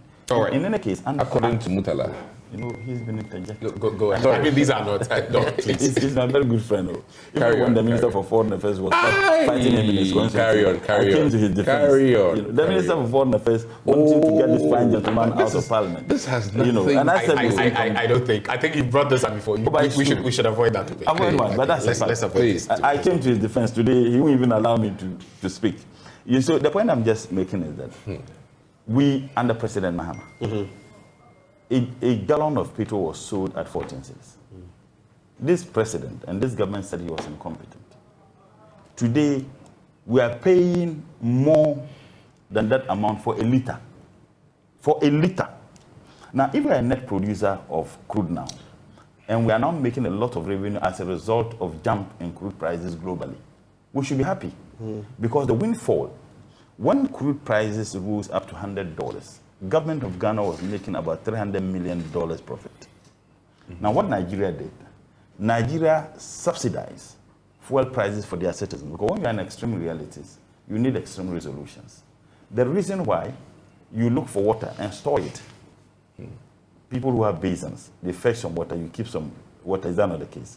You do that so that when there is no water, you'll be able to depend on it. Unfortunately, in this country, the water they stored, waiting for drought or when there's no water. That water, even when there's no water, they sell that same water to us. Subsidize it. Other countries have done that. So this excuse of increases in fuel prices globally, for me, wouldn't wash. Another point has to do with the policy interventions. Now, if there are increases in fuel prices, man, it's an indirect tax. Right. So it's a cost of production. I listened to Ghana Statistical Service. Their argument is that the reason why prices are increasing, why the producer prices are going high, because cost of production is going high. One, it is as a result of the taxes that are imposed on them. Now, when there is an increase in fuel prices, automatically it triggers, a wide range of increases in other products, sometimes products that do not even have direct, relationship or correlation with fuel prices. The sad aspect of it is that even when the economy begins to stabilize, the people will not reduce the prices because we don't have price control. So you go to buy something in the market, which was 10 cedis, because fuel prices have gone up. Are you asking for price controls? You know what that means, right? We're in a free market. This is a capitalist system that we run. We are not running. It's a free market. We are not running a capitalist system. We are not. We are running a pretentious capitalist system. This is not a capitalist system. When you run capitalist system with such social interventions, even the West, America, when they claim that it is the most capitalist society or system of government that is being run, they subsidize the agricultural farmers in billions of dollars. So who are they trying to trick? So instead of us also looking at it and thinking through, we want to take everything that is demonstrated, the hook, line, and sinker. How can you run a capitalist system when basic income, disposable income, is nothing to write home about? How can you run a capitalist system when the economy is in tatters? You run a capitalist system when you have certain structures being in place. So what I think we need to do, there is nothing wrong with me having a price control. Right. And when I say price control, I'm not talking about what this government is doing. They have sent people down. They are arresting people they describe as what? Black marketers. When everybody knows, those who are engaged in this dollarization are the politicians, are the wealthy business. No, it's true. This black market. Like you? I don't have anything. They do. Who? You don't have anything, but who does? They do. Dr. Adomakuki does. How? They do. You see, their businesses, they are providing, if you like, transactional advisors and others to loans that we go in for. So when you do that, I'm not suggesting that we should have a price control where a big man will hold a big stick going around identifying. But to be very honest, all the items that have increased in prices, I can bet my last penny. even when the dollar begins to come to 7 cedis per dollar, they are not going to reduce prices. And so who is affected? That is a situation that we They all won't. have to bear with, because fuel prices go up and the cost of things goes up, and basically it never comes down. That is the heartbreaking aspect of it. The fuel prices can even come down to Those 10 are the cedis, effects of inflation. That's what inflation is. Period. Where your consumer price index goes up as a result of other factors, and largely in our case, or in Africa, or in the world, fuel is the main culprit. It's one of the drivers. Main drivers, and in preparing for the future, it's very important that all of our toothpicks are made here. Toothpaste made here, orange juice. I don't see why, and these are the other real deals that can help bring prices down. Because if you're not importing fruit juices, then prices that are increased even in Dubai or Turkey will not affect us, in terms of those food items. And one of the biggest... I hear in Nigeria, for a long time, they don't import any. The juice they use there is locally made. They don't import any. And in fact, I mean, from a medical standpoint, I wish that a lot of these fruit juices are not even brought into this country. And from an economic standpoint, I really think that it would even encourage farmers to do more fruits here. Banana, oranges, and the others. And we don't all need apples in Africa. I mean, God has blessed us with many other foods. And unfortunately, your ability to like something depends on your infancy. So if we make our children love oranges like they aspire for apples, we could seal the deal from there. Well, that would be a generational effect. Well, I mean, and we may not necessarily have the time for that. But I'd like to, as we move the conversation forward, right before we get into Ken Foyata, and what is happening in Parliament, and I would just premise that when I get there on some comments from my recent interaction with statesman Dr. Nyaho Tamaklo. But before I do that, the minimum wage, very quickly, we're going to have a full conversation on this later on the show. But the minimum wage has also been tweaked by about 10% from 13.53 to 14.88. And some have said, look, when you look at the current economic conditions, inflation, the exchange rate, in fact, some have joked that when you multiply the 14.88 by the number of days in a month that you'd be working, which is about, you're getting less than 560, 400 and something. And that is what most people are spending just on transportation. How do you react to that? Quickly, before we get into Ken's issue. Minimum wage is just a guide, really. And I think that, once the increment came, I'm an employer as well, so I did the calculation. I was like, that means I also have to up some of my salaries, basically, because you also have to reflect it in your increments moving forward. And the key thing is, government minimum wage will always lag behind. That is a fact. It will never catch up with current situation, because these negotiations have been ongoing for a long time. And the decision to increase this is not necessarily tagged to current times. This was all started several months before today. And that is why government minimum wage will always, in fact, worldwide, it will always lag behind the times. And that cannot be changed. The negotiations could not have shot the numbers to make it appropriate for today. Is never going to be possible. So these are some of the harsh realities of labor-related negotiations. And it's almost like going for a fixed rate bank loan. You win or lose depending on what happens. What happens for you? Well, I just quickly on this. This is just I thought I could comment on the fact that our CD is depreciating, and what occasion that he suggested that if we could be consuming more of the things we produce in Ghana. I think that I have heeded to the call of the president. This smoke of mine is made in Tamale by Chris, Alaji Chris.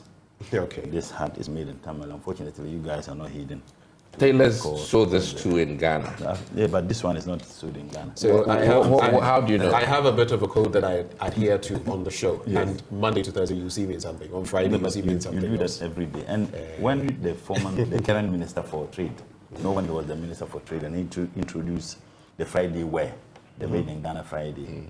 When the NDC came to power, we made it compulsory at the ministry every day. Could you imagine the number of jobs we would have created? This one is beautifully done by Alaji Chris in Tamale, closer to the local government. There are other young men in Tamale who are engaged in this. Tailors who are here, we may not be able to produce the fabrics, but if you give your items to them to sew, you would have been creating a lot of jobs for. But you see, government is the biggest spender. Now, not more. Do you know the food items they distribute to flood victims are all imported food?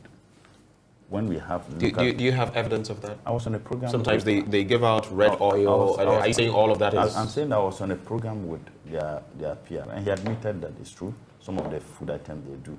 Food items we have the capacity to produce. Right. We have the capacity to produce. Why is it that in 2014-2015 fiscal year, we reduced the importation of local rice into this country by 40%, increased the production of local rice by 60%? It takes visionary leadership to do that.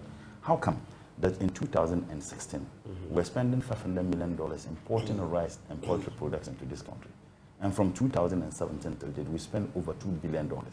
So what it means is that every year you have to look around to get that over $2 billion to import that. Something we have the capacity to do. And I say this because I'm a farmer. I produce rice. I know several people who are engaged in farm production. A lot of members of parliament, past members of parliament. Avnash, you know that company. It's a rice milling company in Tamale. I sold my rice to them, frankly speaking. They have stockpiled of rice. The state is unwilling to buy. School feeding. You have someone who is in Accra who supplies all the schools in Ghana. Why can't we decentralize it? Even if you want to give it to party boys, get a party boy in Northern region to take care of the schools in Northern region. Get a party boy in Central region and Western to take care of those regions. But there is a party boy or party girl at the Flagstaff House who must be given that contract. So, and what they do, they import those, they send food that are imported. The staples, not necessarily so. But most. The staple food in the north may not be the staple in Central or in Western. If you go to the north, people may like the cereals. You go to Ashanti, they may like plantain. Now, assuming that in the school feeding, you have people who are supplying food that is produced in Ashanti or in Western. That is what the people who already are accustomed to, they like it. Right. Plantain, you would have created jobs for farmers. Now, this fixation of we build roads, how many feeder roads have we built? The reason why some of these items are expensive, when farmers farm, to transport those food items. I think we're all aware of that situation. So let's fix the feeder roads. Because if a farmer spends money to produce, and he needs to spend a lot of money to move it to the market centers, what he does is that it's a rational being. So at least we've started, and the president has spoken about import substitution. But getting to Ken Ofori-Atta's, the motion of censure by your end of parliament, your caucus in parliament. I just want to know quickly before we get into what work has been done so far. I recently had an interaction with Dr. Nyaho Tamaklo, who says we have a failed state and that Ken Ofori-Atta is sitting on something. In fact, he is covering up the rot of Akufo-Addo. That's why he's not leaving office. I find it interesting because he's not just a statesman, he's a founding member of the NPP. What do you make of that quickly? And then we'll get into the related matter, because it all has to do with Ken Ofori-Atta. And I would want your brief reaction to this. Same for you, Doc. I don't know the information he has, but what I do know is that when someone goes to work every day, the conclusion people have is that he's a very dedicated worker. So he doesn't even miss. There are some workers who don't even go on leave. When they're even sick, they will come to work. You experience that, people. You all be deceived into thinking that, oh, this is a hard-working person. But the person doesn't want to miss job because he's engaged in something criminal. Isn't necessarily so? I'm saying that I'm just saying it's a possibility. Yes, the person may not necessarily be dedicated to the work, but he doesn't want to absent himself. Once he absents himself, you see the rot that he was doing. So perhaps that could be the reason. Perhaps, okay, all right. But no, I just wanted your brief take on this. My brief take, I need to set this. Your brief take is going to be then I'll just conclude brief. on it. Look, Dr. Nyaho Tamaklo is one person who is very honest. One of the founding fathers of the NPP. He had been with the Visa Dankwa and a very good friend to President Nana Addo. when the fish comes out of the water to tell you that the crocodile lost one eye, and you are a dove, how do you challenge that fish? I get your point. So I believe that he has access but to this one, the fish is for not you, coming dog. out. For you, dog. This one, the fish is because he's been out of the circle for some time. So really, well, I mean that's a fact. I put that to him. He says he has his finger on the pulse of everything that is happening. Well, that's impressive. But I really think that more importantly, there's also the other side where he's deeply concerned about the gravity of the current tragic economic situation we're in, and wish to help more. That might be one thing. That's one school of thought. Who wish to help more? Finance Minister. I mean, I'm just saying that might be. You live in Accra. There's a Ghana proverb that you don't stand in the middle of thorns whilst removing a thorn that pricks you. I understand you, but I'm just saying. I mean, Dr. Tamaklo could be right, or he could be wrong. He could be right, or he could be wrong. How do you feel about this motion of censure? Now, look, people. I spoke to Kinali Kimani earlier today, and she says, "What is the majority doing? Today it is 80 MPs. Tomorrow it is all of you. The next day it is 98 MPs. Let me just 98 MPs join Oforiatta Must Go campaign." And yet, when there is a motion of censure that the minority has brought to bear, you say you're going to have no part of it. How do you explain that? So let me use this opportunity to clear something up. There's this saying that there's several ways to kill a cat, which means that there are several ways to arrive at one thing. The key thing is the MPP majority caucus is saying that there's lack of confidence in the finance minister, and it's also affected credibility in the market, and those are the key reasons why we think he should go. Now, being that these two key things are more than enough reason, because investors' response or market response to finance minister has been impacted because of just that. And we think that with his going, confidence will be restored in the system and people will be much more willing to spend. And in fact, let me be frank about it. The actions we took in terms of the press relief over the past 3-4 weeks, I think has really, in a way, I mean, history will judge it, but I think it's toned down a lot of the pressures that were in the system. To the extent that even price increments or, the way people were going about charging for anything anyhow has tailed down. And I really think it's impacted. Now, the key thing here is that the NDC approach, where they've listed about 7 or 8 issues, we're not in support of that path. And I'll cite even just one thing. So if you're not in support of that path, are you suggesting that you feel he is not serving the purpose or he has failed, but you don't want to admit that he's not serving the purpose or he has failed? Let me say that the items they've listed, the 7 items, we don't think all of those are right. Which ones are right then, if not all of them? And I, for instance, can start with even just one. The very key one of conflict. So they talk about, let me just enumerate, conflict of interest, unconstitutional withdrawal from the consolidated fund, illegal payment of oil revenues into offshore accounts, deliberate and dishonest misreporting of economic data to Parliament. There's been that issue about the IMF and our debt ceiling and massaging and putting this here and there. There's fiscal recklessness leading to the crash of the Ghana cedi, incompetence and frightening ineptitude and gross mismanagement of the Ghanaian economy. Which ones do you disagree with? So for instance, gross mismanagement of the economy. In all fairness, I really think that things were working out okay until we got hit by COVID and Russia. I mean, in all fairness. And then the very first thing which I've said is that to determine conflict of interest is something that the Supreme Court has to do. We cannot do that in Parliament. You understand? So why go at certain things that cannot be determined in Parliament?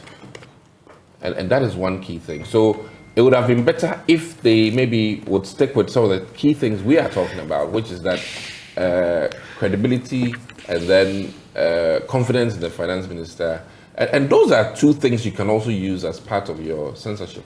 I mean, when people lose confidence in the president, they can go and actually... Are you suggesting that if the minority had said some of these things, you would have supported them? But it is simply because you are not in support of some of the points they raised. Some of the points they've raised. And that is... Okay. And it can lead to criminalizing the finance minister, leading to his arrest. But if he does something that is criminal, it is criminal. No, I'm saying that the path chosen, and we think we can leave that to the courts to determine. Right. You know, and the key thing is to have him removed by the president, and our paths are different. So let me be clear once again that we are very strong on the fact that we think the market responds to finance minister. The market is averse to him. I get that point. Just a quick one. So at what point do we oust the finance minister? They are pushing for a motion of censure, which could fast track that.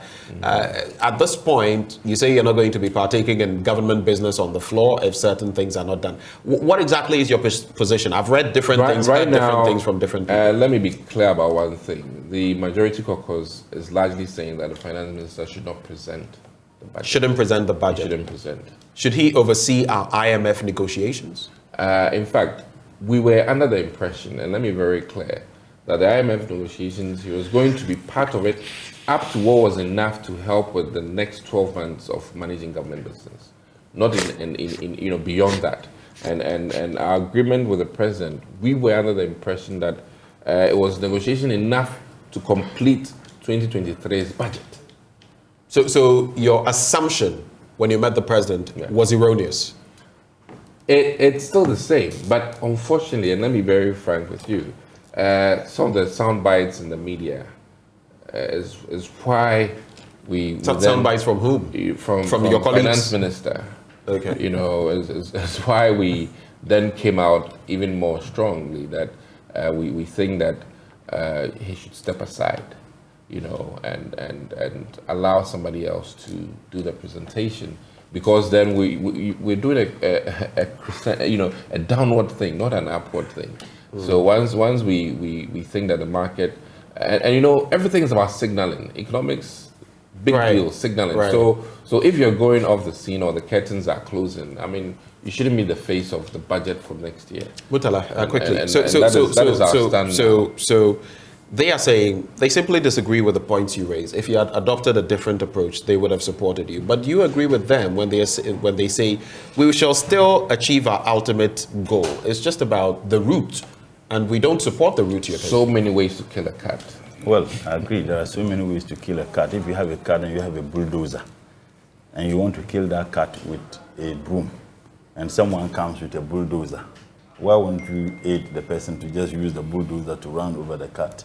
You see, the credibility... That would be a pretty vicious way to go about it. Murderer. No, just because you talk about cats. I wish. Because we're not killing a cat. But the Voltaireans it's just an analogy. Our Voltaireans should forgive us. Look. The MPP members in Parliament now have a battered credibility. How? Their integrities have been battered in a legendary fashion. Why? In the Fourth Republic, we've not seen the move. The move they put out for the majority to come against their own. I mean, you could go as far back as Liman and what happened to him and his budgets. But in this instance, we've not seen anything like this before. Can't you give them some credit for that? That is not accurate. What is not accurate? We have members who voted against a party choice in the office of the Speaker. If we want to assume that all the 137 members of the NDC voted for honorable bargaining. So you would say it started from there, not this one? Yes, and two, you have members from the NDC who also demonstrated their level of independence when the party whipped them that they should not approve. I think you're missing my point. It's not about voting this way or that. It's about majority, I'm answering your question.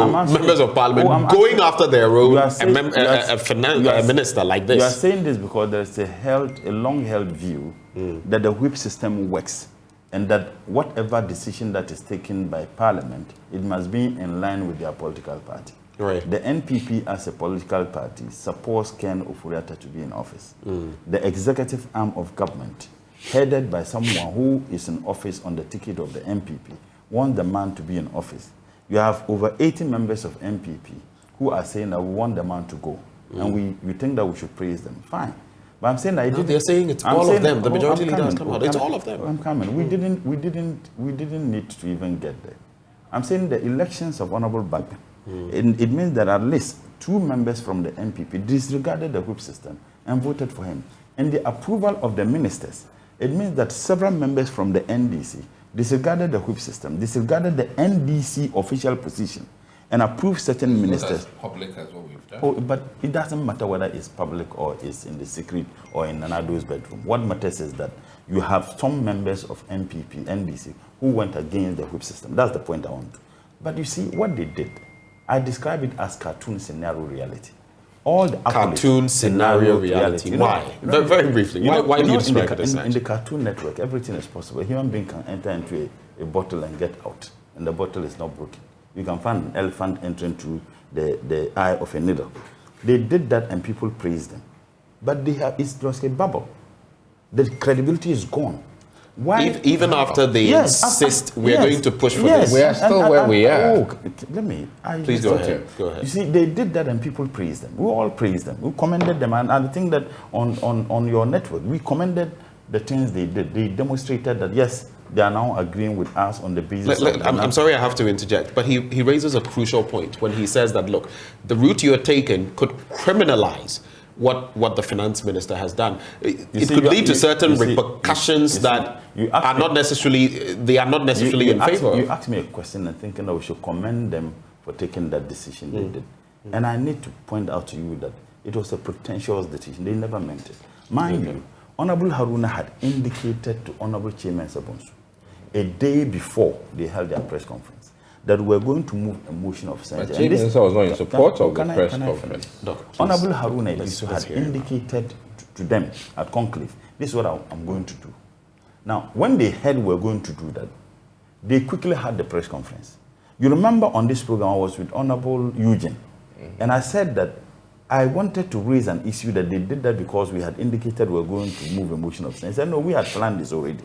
Now, with their actions now, it is very clear that they did what they did because they knew we were going to move a motion of censure. But you see, there is a popular proverb in the band.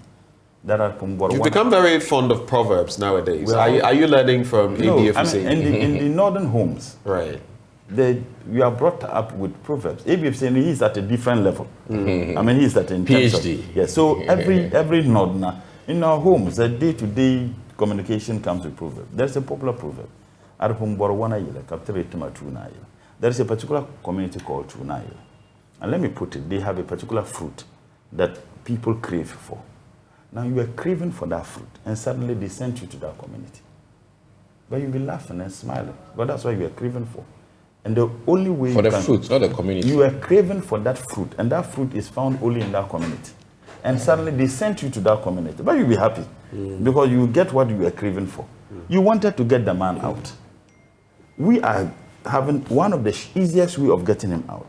You ask that he should resign or the president should sack him. It is very clear the president... censorship is not sure. No, I'm saying that you ask that he should resign or the president should sack him. Now, it is very clear he's not prepared to resign. It is very clear the president is not prepared to sack him. If we succeed with this motion... The president can still... Hold on. He will know... Nothing of it would come to Parliament because Parliament wouldn't recognize him as a Minister for Finance. It would not be tenable. But he makes a crucial point about the president, the appointor. I'm saying it would not be tenable. He could still retain him. No, he could no longer function every day. In fact, the only ministry that has business with Parliament every day or every week is Finance Minister. Right. Now, if Parliament says we do not recognize you as a Minister for Finance, how could he even do business? Your members are saying that they will not even attend to Parliament if he is the one going to read the budget. So if Parliament censors him, it means that Parliament will no longer recognize him as a Minister for Finance. Okay. His position will no longer be tenable. So what I'm saying is that you wanted this and we are doing it. More so when they have admitted that a so-called businessman came to bribe them. Was that another story? You had a leader who said, yes, a businessman came. The businessman came in his capacity as who? Who asked him to come to negotiate? Was it the minister or the president. If it wasn't the minister or the president, the businessman just decided to come to negotiate. Just hold it right there for me, because we're pressed for time. I think there are some, but I'd like to find out from you, Doc. Yeah. That particular issue, I do not know why. We still do not know who exactly this businessman was. Your leadership has admitted that this person came. Why are we shielding this person? What this person supposedly did is criminal. We're not shielding. There's no limit in terms of... So why don't we know the name of the person? In terms of when this will be dealt with.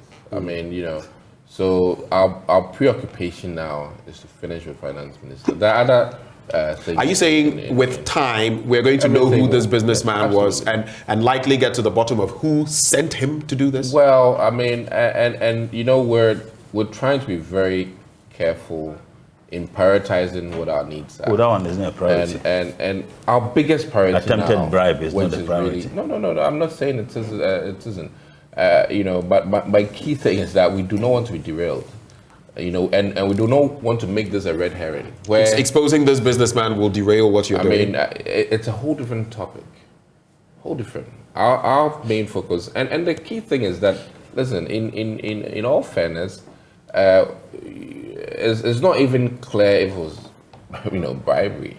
I mean, it was an attempt to negotiate, and negotiate what? The retention of the finance minister. Yeah. Negotiate what exactly? Yes, I mean, I think, if I'm not mistaken, these were the language that were used. I'm sorry, I'm doing this, but I actually listened to someone say that the person came with a brown envelope of salts and all of that, and that you turned it down. I mean, what does that suggest? Well, I mean, you know, there's always a thin line between tradition and corporate governance and governance. Tradition. And you know, in our local parlance, you don't go visit somebody with nothing. You know. I mean, I'm just saying. So sometimes it can be murky in terms of, and let me just also conclude about one thing that we were very concerned about, because in our Ghanaian culture, if somebody even gives you something you don't like, you don't return it. You give it out. But you guys returned it. In fact, you didn't even accept it, from what I've heard. That's what I'm saying. Right. And that's what I'm saying, that it was even one of the discussions we had that, is it right that we actually, in as much as we don't want it, return it to the person, or as tradition demands. It was given, in a way. Listen, as tradition demands that we... It was given. I mean, nobody has denied this. Okay, good. You understand?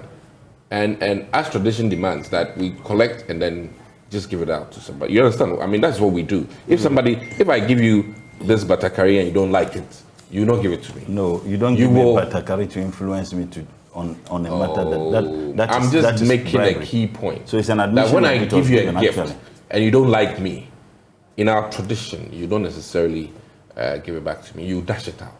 Okay, you know? Gentlemen, I think that for clarity again, one thing just to buttress, that we want finance minister out, but the 7 item points were not in agreement. We have less than 2 minutes left. So this is what hold on, Mutala. We have less than 2 minutes left. I want you, both of you, to address the issue of the speaker saying that, look, no mobile phones in Parliament, and the bit about going through the metal detectors and all of that. I also want you to add what your thinking is about basically expectations from the ad hoc committee's sitting. I know you want to come in with that brief bit. Let it be very brief and then touch on these matters. So your expectations as far as the ad hoc committee is concerned. And then mobile phones and metal detection and all of that. Very quickly. My honorable friend just admitted that the brown envelopes, monies were actually given. But they took, monies were actually given. I'm just taking, monies were given, but they not decided, accepted. And he said monies were given, and he brought in this our traditional balance. When someone gives you a gift, you don't return it, you can give it to someone. So they took the monies. We don't know. No, we didn't take. Okay, fine.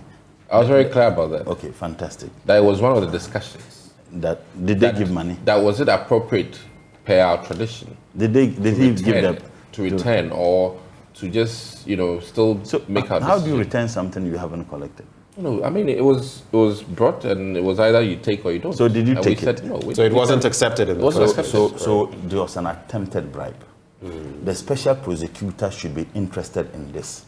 The speed with which the president referred the special prosecutor to investigate Edu Boahene's case, I think he should respond, he should act in this manner. It was an attempted bribe. Did the president send the businessman? Did the minister send the businessman? Why are we even accusing I'm coming. the Did the minister send the businessman? Did he go on his own volition? What motivated he attempting to bribe this? This is a serious. These are all questions we have to get into. On the issue of the ad hoc committee, like I told you, I think that the speaker got it perfectly right. And I must admit that when the speaker referred it to ad hoc committee, I had problems with it. I felt that we could take the decisions there. But the reasons why the speaker referred it to was because of natural justice. That one, give him a fair hearing. Yes, right. in the plenary, 2 people can enter into chamber in the plenary. Members of parliament and ministers of state. No any other person. Any other person is a stranger. Ministers of state can come to parliament, even if they are not members of parliament, engage in debate, but they can. So what are your expectations of the committee's The speaker's work? position was that if he's coming with a lawyer... What are your expectations? We don't have time. If he's coming with a lawyer who is not a member of parliament, he can't come there. My expectation is that the committee will do a good job. The positive thing about it is that Ghanaians are beginning to appreciate the gravity of the recklessness of this minister and this government in terms of how they manage the affairs of this country. The fact that they could dip their hands into state coffers for the cathedral. How do you build a house of God through fraud? You think Jesus will be happy with you? And that explains why I believe government is angry, God is angry with this government. Mobile phones and metal detectors. I think it's perfect. I think that we could keep our phones somewhere. It is becoming too many. That you see members of parliament who are seated with phones. I mean, we all do that. Let me admit, we all sit in the chamber. You do it yourself? No, we all do, yes. To be hypocritical if I say that I haven't received calls on the floor. If we have that, then everybody will be able to resist the temptation. Because you can go with your phone. But there are people as well who may be looking at a certain bill or something and may quickly go on Google and check something. How about that? So maybe the speaker should look at the systems in front of us. I have had problems with it. I don't understand why we still given vote and proceedings and other papers when you can provide laptops or what's the name, iPads in front of every member. So don't bring your phones, but let's have some other system, alternative system. Look, you can even have, yes, we can have alternative system. You can easily Google, which is connected. I think for me that should be the best. All right. So I think the next time for you, Doc. So maybe if they could do that, I think that would help. On those points, quickly, Doc. Yeah, so I think the ad hoc committee will provide a means of ferreting or doing discovery. Okay. And I am happy about the fact that the finance minister will be able to make a case. I really want to add one key thing that some of the issues raised, we ought to be aware that finance minister also has discretion to make some decisions. And I think it will all come down to the justification for what, we have to offer him the opportunity to give us justification for some of those decisions. And I will say this: finance minister has not been reckless, and that's one of the key things they have there. It hasn't been reckless. We have to bear in mind the challenges that are global and the fact that we've been affected. We are still with the fact that it's credibility and loss of confidence. So why do you want him out?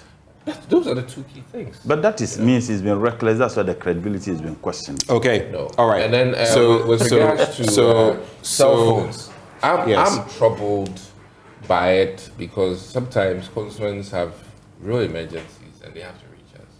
And there's a case where if you are without, it can be really troubling. Most members of parliament can be life or death for some people. Either and your intervention could and let me mean be everything. frank about it. Somebody needs an ambulance ride, and in truthfulness, you have to support with some fuel or hospital bill, and we are life support for some people, and that is why we take our calls. And unfortunately, let me be frank about it. Some of our concerns, even as I sit here, numerous calls are coming through, and they just are unforgiving, when you don't take your calls. And I can only just imagine if members of parliament are off their phones for 6 hours, 10 hours, it's going to really be an inconvenience. So between the two, which one do you consider now? To our people. I think that we ought to be mindful of how we use the phones whilst we're in parliament. Okay. And not walk out of the chamber to take your call. Thank you, gentlemen, for having joined this conversation. Dr. Dixon Adomaku Kisi, whom you just heard speak, is Member of Parliament for Anyaso Utuum. There's also Murtala Muhammad, who is Member of Parliament for Tamale Central. Gentlemen, thank you for joining the conversation. Up next, we're going to be discussing the latest daily minimum wage. The committee has pegged it at 14 cedis and 88 pesos. Where do we go from there? We'll be also bringing you the scoop of what was discussed. In the meantime, in the interim, mobile money agents are asking government to reduce the current e-levy rate. What do we do with that in terms of budget 2023? We'll bring you that after the break. But before we take a breather, water is life. It regulates your body temperature and keeps you alive and kicking. Awake is premium purified water treated through a strict purification process to ensure that every bottle on the market refreshes you better. We have the perfect sizes for all occasions: 330 and 500 ml bottles to fit your pockets and bags, 750 ml for the heavy drinkers, and 1.5 liters for those who always want more, like me. We have also introduced our special 19-liter jars for offices and homes. Now, all you need to do is stay awake with Awake Purified Drinking Water wherever you go. So come on, grab your bottle of Awake water and get quality hydration. Awake Purified Drinking Water, one for life. Remember, for every bottle you purchase, an amount is donated to the National Cardiothoracic Center. It's produced by Casapreco. For bulk purchases, please call 0262 351 251, 0262 351 251. This advert is FDA approved. Now, buy 3 months or 12 months of HD Plus subscription on your HD Plus decoder this football season. Dial *844*8# to enter the HD Plus Orekodo Double promo. There are 1,700 rewards to be won, including trips for 3 couples to Dubai in December, 65-inch televisions, household appliances, and more. Promo is valid from now till the 5th of December, 2022. You don't want to miss out. After the break, we'll bring you more on the AM Show.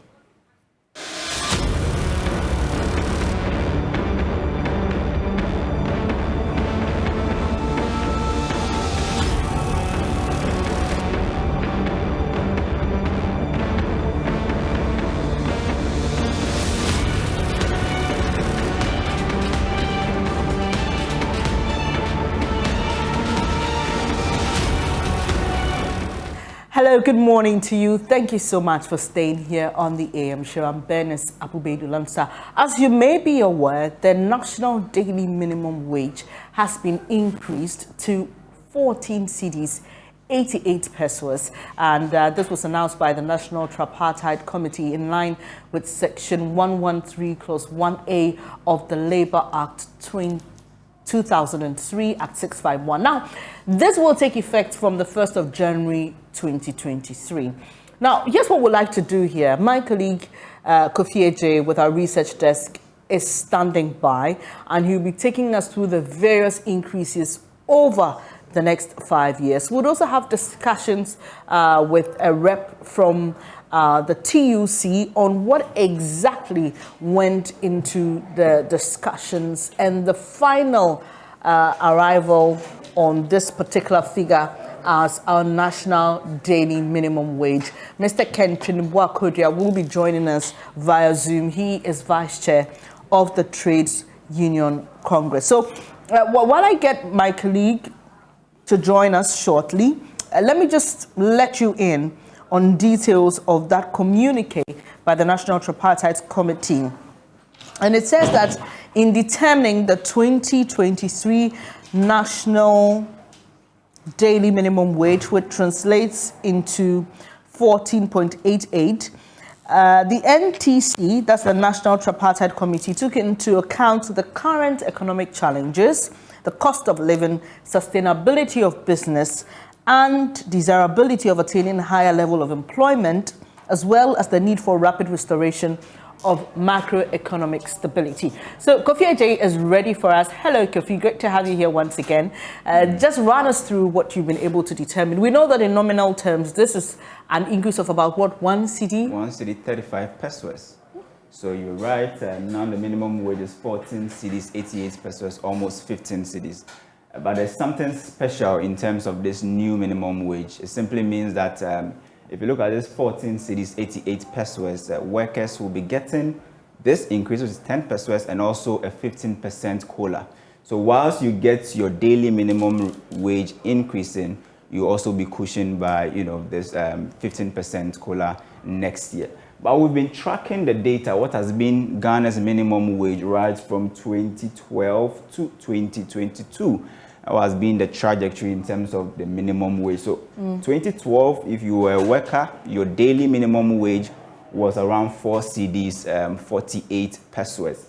Now it moved from 4 cedis, 48 pesos now to 5 cedis, 24 pesos. And you can actually see the upward trajectory right from 2013 to 2019, where minimum wage was somewhere around, you know, 10 cedis, 65 pesos. But during COVID, there was an increase from 10 cedis to now 11 cedis, 82 pesos, and what we have currently 14 cedis, 80 pesos. But mind you, 2022, the rate has actually changed twice.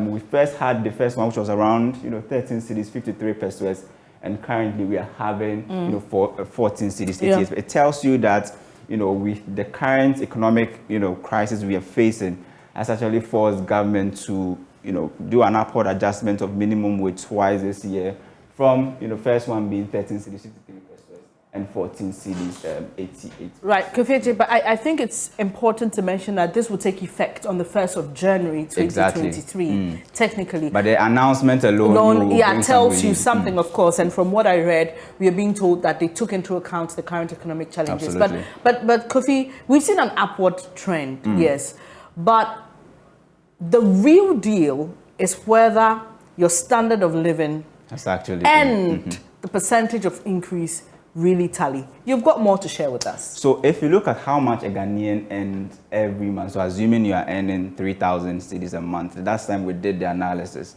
just because inflation is now somewhere 40.4%, or even using the 37.2% inflation, you've lost almost 1,800 Ghana cedis just because of inflation. So inflation is actually acting like an invincible tax on your income. So you were earning 3,000 at the beginning of the year, or let's say October last year, and currently that same 3,000, if it has not been increased, its value has now moved from 3,000 to now 1,800. So imagine the kind of disposable income that you've lost.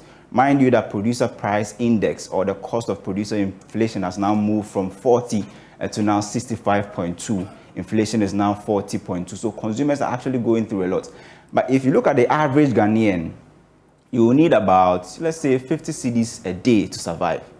You need 50 cedis a day to survive. And if you look at the minimum wage being around 14 cedis, 88 pesos, it means if I simply buy, you know, a bag of sachet water, which is now around, you know, 12 cedis, I'll be left with just, you know, 40 pesos as change. So you ask the question, what can I actually do with my minimum wage? But it becomes, you know, a bit worrying, actually worrying, if you convert this minimum wage to dollars. Okay.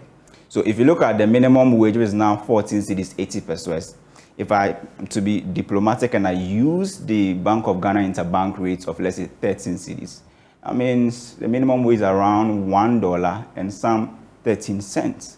But that's actually below, we'll look at it, it's below the international poverty line. So it means Ghana's minimum wage is below the international poverty line.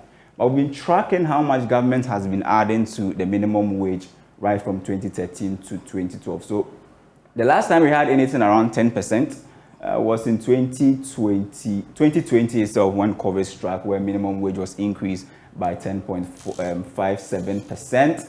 And then there was a decline from the 10% that was added now to 6%. And right from 2021, we've seen an upward trajectory in terms of how much government is adding every year as minimum wage, 6% to some 7.98%. Then currently we have the 10% upward adjustment. But we're talking about minimum wage and then the international poverty line. We know Ghana, we mentioned poverty as multidimensional, so probably this may not really be a worry, but it's still a good indicator to look at and see where our minimum wage, look at the difference between the poverty line and the current minimum wage of, some 14 cedis, 88%. If you convert it to dollars, just $1 and some 13 cents. So just look at this trend. It's quite worrying if you look at the trend and then see the gap between minimum wage and poverty line. Right, Kofi. So this is done in dollar terms, USD. Yeah. So if a cedi was performing better against the dollar, we probably indirectly your minimum wage will increase. Will be above the poverty line. Interesting. But there's more to share on this, right? Yeah. So I'm just looking at the trend. So you can see this gap being replicated there, but inversely. So if you look at somewhere 2012, where the dollar was, the cedi was performing, quite well against the dollar, we saw that our, minimum wage was above the poverty line. So the poverty line was around $1.25. Minimum wage was some $2.40, and then you can actually see it was maintained.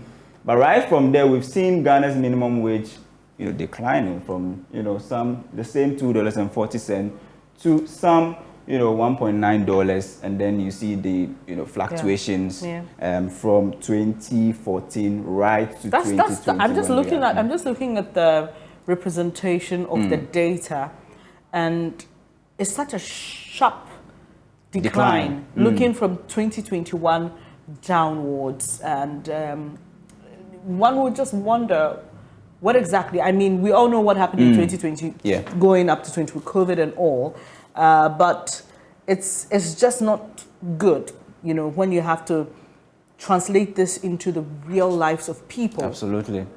It simply means that now, if you are living in Ghana, you need a lot to actually survive, because there's an invincible tax called inflation affecting you.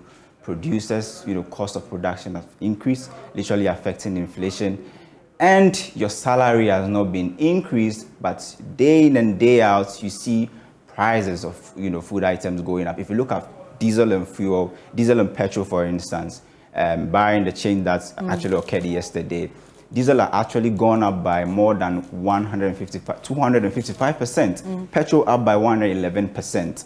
And they were actually the top two drivers of the 40.4 inflation that we spoke about, the October inflation. So basically, if you just even look at transport fares, so you're just spending your entire salary or wage on transport, because if you look at between just last month, transport fares went up twice, by 25%. The next one was also 25%. They will tell you it was 19%. But if you do the real calculation, you realize that both upward adjustments were all 25%. And if you look at transport fares, it's actually up by more than 60% just this year. So you ask yourself, your salary has not been increased. It's just now that we are seeing minimum wage, seeing an upward adjustment. And that will even take effect. But the big question is, Kofi, and we know that a lot of workers in this country earn way above the minimum wage. Would this necessarily translate into an increase in salaries for workers?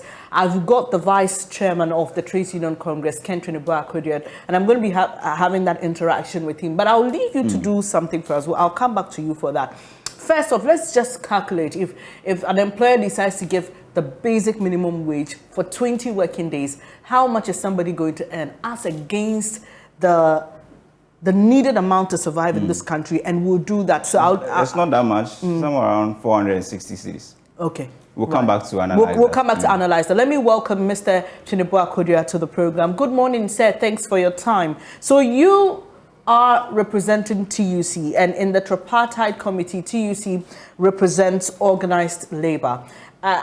The question I just posed to my colleague, I'm sure is a question on the minds of a lot of people. So 15% cost of living allowance, an increase in the minimum wage, about 1 cedi 35 pesos.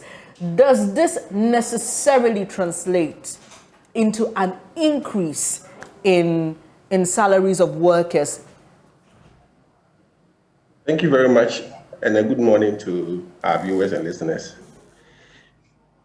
This issue about minimum wage has nothing to do with salary increments. They are two separate discussions. The minimum wage, as you all know, is the baseline for any employer to consider remunerating his or her employees. We have vulnerable workers in this country who, unlike you and I, can sit before their employers and negotiate for their salaries. Your house help at your home, the cleaner at somebody's restaurant, the laundry person, these are people who have no say with their employers. So government has this daily national minimum wage to enable employers have a base for such vulnerable workers. This also, I must add, has some tax implications. And we always forget that the PAYE that GRA calculates on our salary, all of us, including yourself and myself, the minimum wage is always free. So it has effects not only on those vulnerable workers or setting the floor for remuneration, but also on every worker who pays PAYE. But let's not confuse this with salary increment. They are two separate things. Mr. Kodia, the reason I brought in that was that, I mean, since the announcement came yesterday, a cursory look at comments on social media suggested that, I mean, this is very insignificant for a lot of people. They felt like the increase was very insignificant and it wouldn't even add up anything to their lives. So we needed to clear that for starters and setting the foundation for the conversation. But I have your communique in front of me, and in your conclusion, you mentioned that any establishment, institution, or organization that does not adhere to the newly announced daily minimum wage, which takes effect in 2023, January 1, will be sanctioned according to law. How do you ensure that employers actually adhere to this daily minimum wage? Thank you very much. This is a function of the Labor Inspectorate Division. It is their job to go around and inspect whether employers are complying to the law with respect to daily minimum wage. Unfortunately for this country, the Inspectorate Division is almost defunct. You can walk into Labor Department and see their office and the resources they have. So in the absence of that, it makes the employee vulnerable.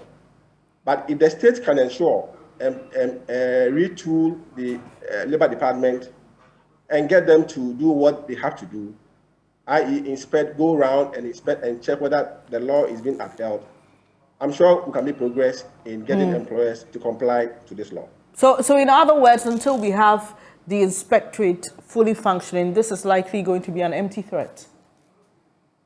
Well, perhaps government can come up with some task force together with labor to do some checks to ensure that companies are complying. But the duty with respect to the law is on the Labor Inspectorate Division. They are supposed to do this and ensure that everyone complies to such directive.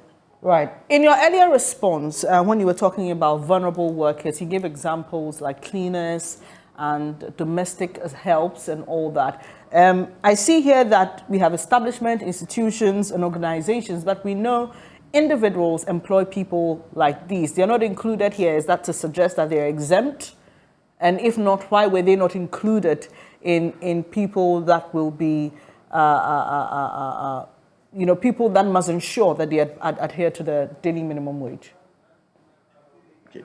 Anybody in an employment relationship is covered by this daily minimum wage.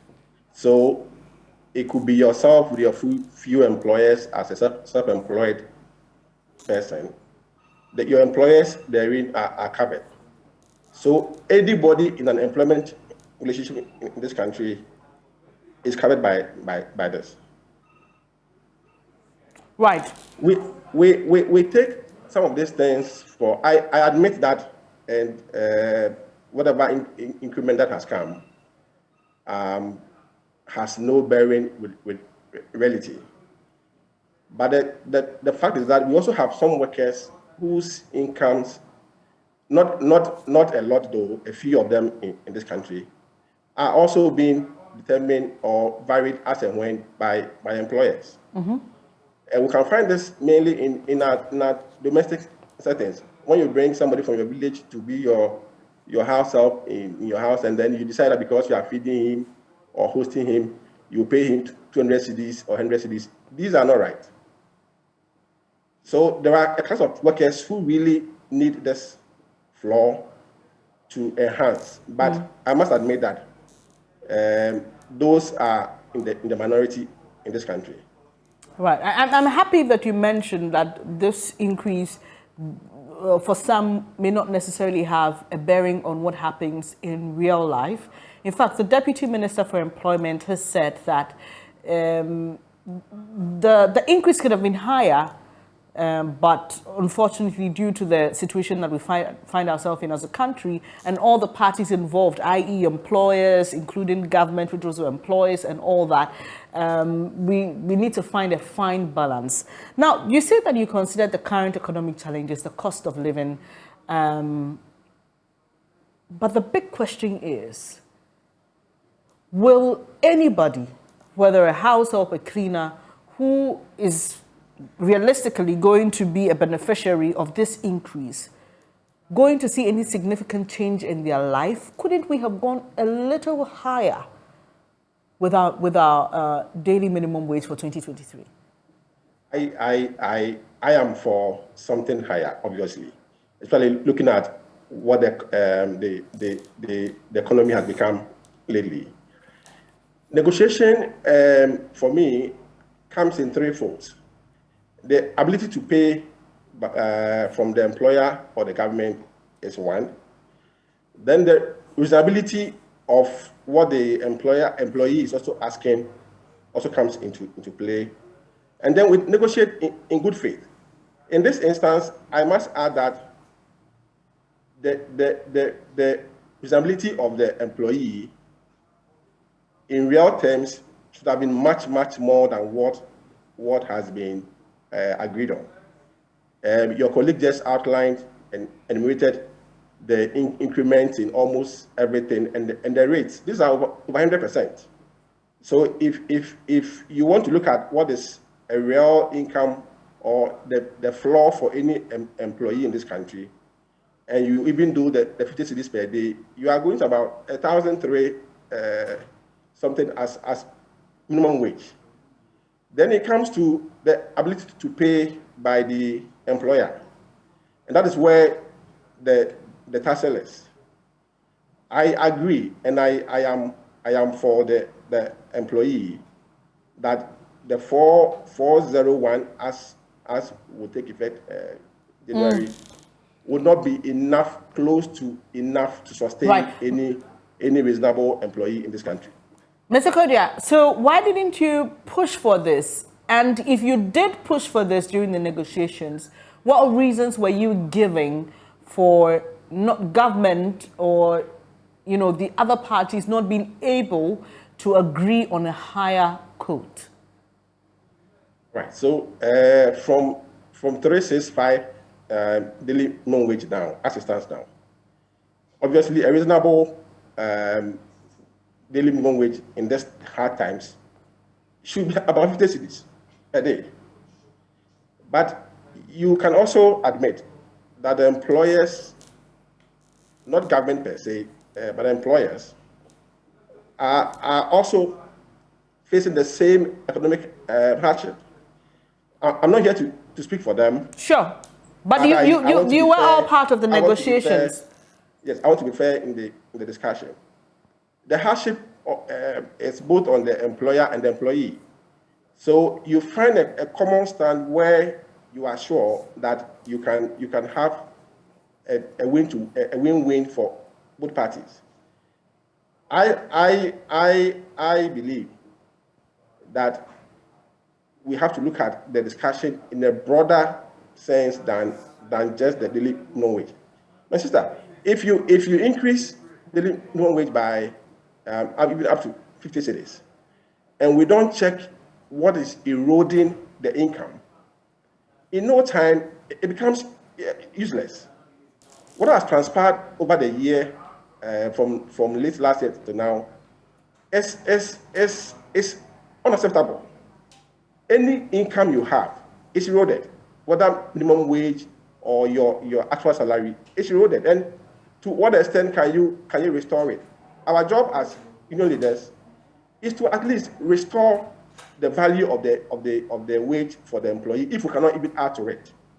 What has happened in this daily minimum wage, I must admit, it's not even about restoration. Because if we're looking about restoration for the wage, then we'll be talking about something close to maybe 35 cedis or 40 cedis for the employee.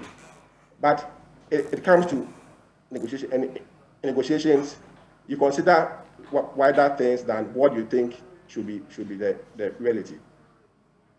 Right. So finally, before I let you go, for persons who are not paid above the minimum wage, and for organizations or individuals that always use the base as a means of calculating the exact salaries for their workers, what it means now is that they must adhere, definitely, because that's according to the law, to the new increase 14.88, 14 cities, 88 pesos, and then give 15% of that cumulative amount as a cost of living allowance to that worker, right? Yes. But that is also one of the difficulties that we foresee. How do you compel the employer to adhere to the COLA? There should be, it's not about signing a communique. There should be deliberate effort to ensure that besides raising the minimum wage to 401, the extra 60 cedis that should come as COLA for the employee is paid by the employer. So we are looking at about 460 cedis being the minimum wage plus the COLA for any ordinary employee who should earn the minimum wage. But if we agree on certain things, and the states whose duty it is to ensure and enforce that employers are adhering to this are not doing that, then the communique becomes a little meaningless. And for us as labor, that is our biggest worry. But let me add that every worker who pays PAYE has benefited from this daily minimum wage when it starts in January. Right. It's not, yes, everybody who earns salary and who pays PAYE to GRA will benefit from this upward adjustment. Your income tax calculation, like I mentioned earlier on, there's a tax-free, which is always the daily minimum wage. It used to be 365, now it's going to be 401. It means that a portion of your income is not going to be taxed, right, and that will add to your little income. So it means you're going to see a slight increase then on anybody who pays PAY to GRA. Come January 1st, when GRA must adjust their PAY calculations and have a tax-free for the minimum wage. So it's going to touch you and I in a very minute way, but that is what is going to happen. I appreciate your time here this morning, Mr. Trinibua Kodria. Ken Trinibua Kodria is Vice Chairman of the Trades Union Congress, and we've been having a conversation about the new daily minimum wage for January 1, 2023. And if you're not aware, it's increased to 14 cedis, 88 pesos, an increase of about 1 cedi, 35 pesos. My colleague Kofi J earlier took us through the breakdown, what it has been like since 2012. We've also been talking about, in terms of USD and the poverty line, what it really means. Ghana has gone below the prescribed poverty line. And we had Mr. Kenton Boy. Could you also tell us what went into really arriving at this new figure? So, Kofi, yeah, we heard him. Looks like the commentary on social media is this is not going to really make a lot of difference for people if the other elements that are draining people's salaries are not dealt with. Actually created hypotheses that we have to check. So, assuming we are going by, the normal 50 cedis that we said could be, the average for the average Ghanaian at the moment. So if you're earning 50 cedis a day, it means for 30 days, you should get around 1,500. But if you use the current daily minimum wage, which will take effect in January, which is 14 cedis, 80 pesos, it means for 30 days, you earn 461 cedis.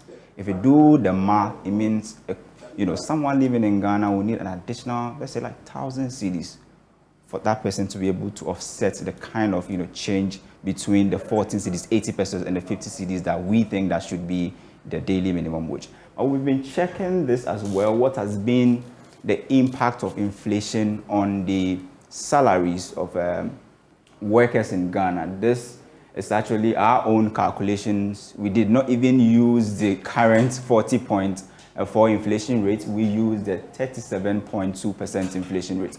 So, Bernard, just look at this. Assuming you were earning 3,000 cedis, October last year, that same 3,000 cedis is now 1,884, just because inflation is 37.2. We know it's 40.4, but we are using 37.2. It means the value lost just because of inflation is 1,116. You are paying an invincible tax worth 1,116. If you were earning 4,000 cedis October last year, that same 4,000 cedis is now 2,512 cedis. The invincible tax, or what you've lost, is 1,488. And if you're earning, let's say, 10,000 cedis, that same 10,000 cedis is just 6,280. You've lost 3,720. And this is actually the average or the at least situation. It could be more. So we've also been looking at it in terms of dollar terms. Your 3,000 cedis in dollar terms at the beginning of the year was $468.75. And just because of exchange rate, if you use $1 to 14 cedis, 20 pesos. It means your 3,000 cedis, which was $468 at the beginning of the year, is now $205. The amount you've lost just between January and November is $263.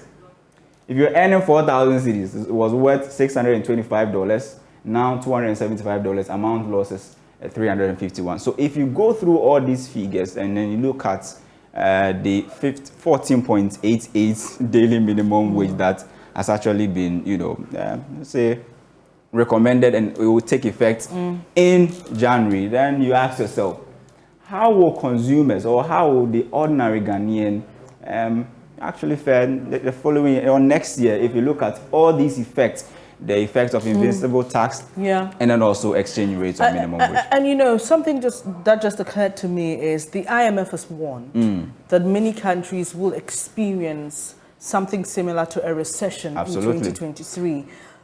We are hoping that Ghana won't be a part of such countries. Oh, but we are actually. Yes. Because we are a developing country. And they said for us to get back to the level we were in 2019, it will take us at least 6 years. Yes. Right. So it means that people must brace themselves for tougher times. Absolutely. Well, so this is what it is for many of you as Ghanaian workers like myself. The conclusion, I believe, is that there are tougher times ahead and people must just brace themselves. But this morning, we've been talking about the national daily minimum wage announced by the tripartite committee and what it will really mean for you as a worker. Well, it's 3 days to the 2022 World Cup, and Adanse Travels has a special package and new promotions for you. I will be back to tell you more about that. Do stay.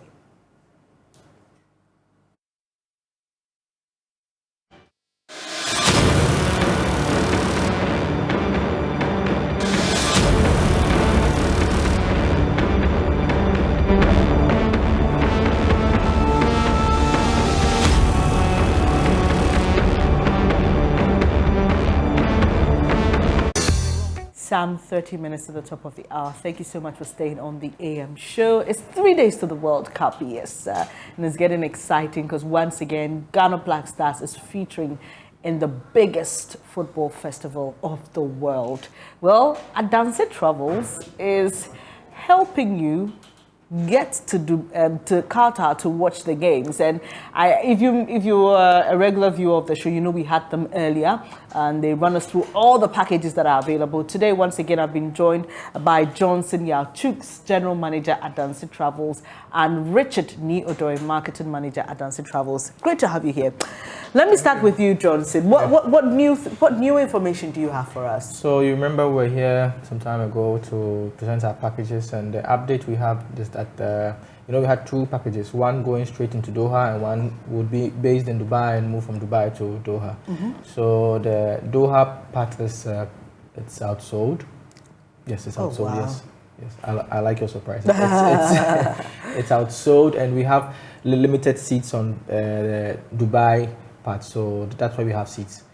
Yeah. So let me come to you, Richard. I know that there are more people who want to go, and so you need to create something to fit in for them. What new packages do you have so for the World Cup? What we tried doing is, because the group stage, a lot of people want to go, and we've actually run out of the group stage, and what we have is the Dubai one. What we tried doing now is to now give them a different level. Now we give them the round of 16. Then we give them the quarterfinals, we give them the semi-finals and the finals. Wow. So at those levels, what we are doing now is each stage is 5 days. It comes with your flight, your accommodation, your breakfast, and also your transfer from airport, and the very most important one, your hire card. So we're doing all of this at these levels for you. So we know. So can I buy all the levels? Yeah, you can buy all the levels, but I think it will be more prudent if you try to pick some, because of the movement. Okay. We fly in Qatar, then it means if you go, you have to stay there up to the finals. Okay. We have a package also for the full tournament. So then maybe we can take out the group stage and give you that one. Okay. But now for the round of 16, we've actually reduced it to the level that you would not believe it. It's currently going on promotion, and it's $2,999. For the group stage, you can join us for the group stage at $2,999. And also, if you want to go for the quarterfinals, it's also 5 days. Okay. And that also comes with your air ticket, your return flight, and all of that, your accommodation, all is being catered for by Adanse. All right. So how much will it cost for these for that level also is $3,199. Okay. For the quarterfinals. If you want to do the semi-finals and the finals, that's where the champions are. It's the fun part.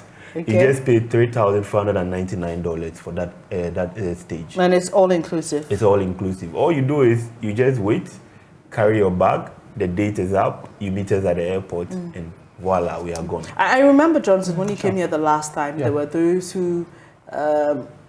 specific people you wanted to cater for, i.e. those who had accommodation but they didn't have tickets, those who had tickets but didn't have accommodation. Are those offers still available? Yeah, still available, yes. So in case you have, for the tickets to Doha for the group stage, it's not available anymore. But in case you just need tickets from Dubai to Doha, yes, it's available. That's a flight ticket? Yes, that's a flight ticket from, plus the match ticket. So that's going for $499. In case you happen to find yourself in Dubai and you just want to go and witness a match or two, just come to us.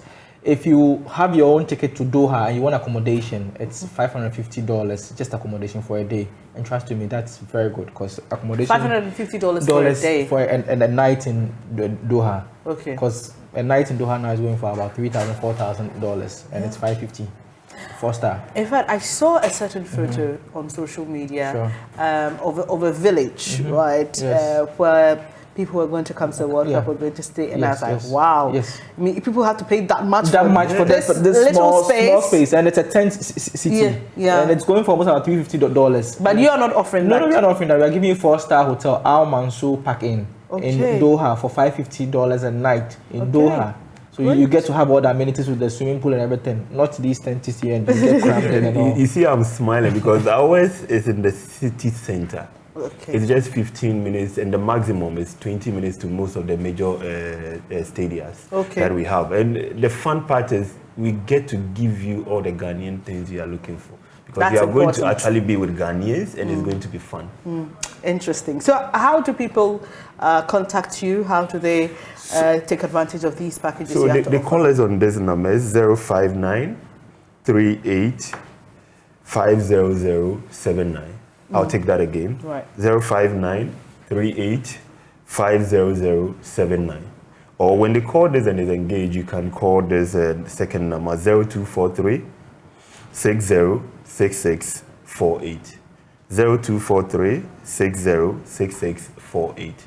So when they call these numbers, they can be attended to. You can also WhatsApp if maybe you are calling and you are not getting through. And our office is also located at the East Legon, just before the American House traffic light, after Pinkberry. Right. So 3 days to the World Cup, definitely must be deadline. So when does this offer end? So this promotion actually is ending tomorrow. Because you see, the challenge we have in there is getting your hire card for you to be able to be part of it.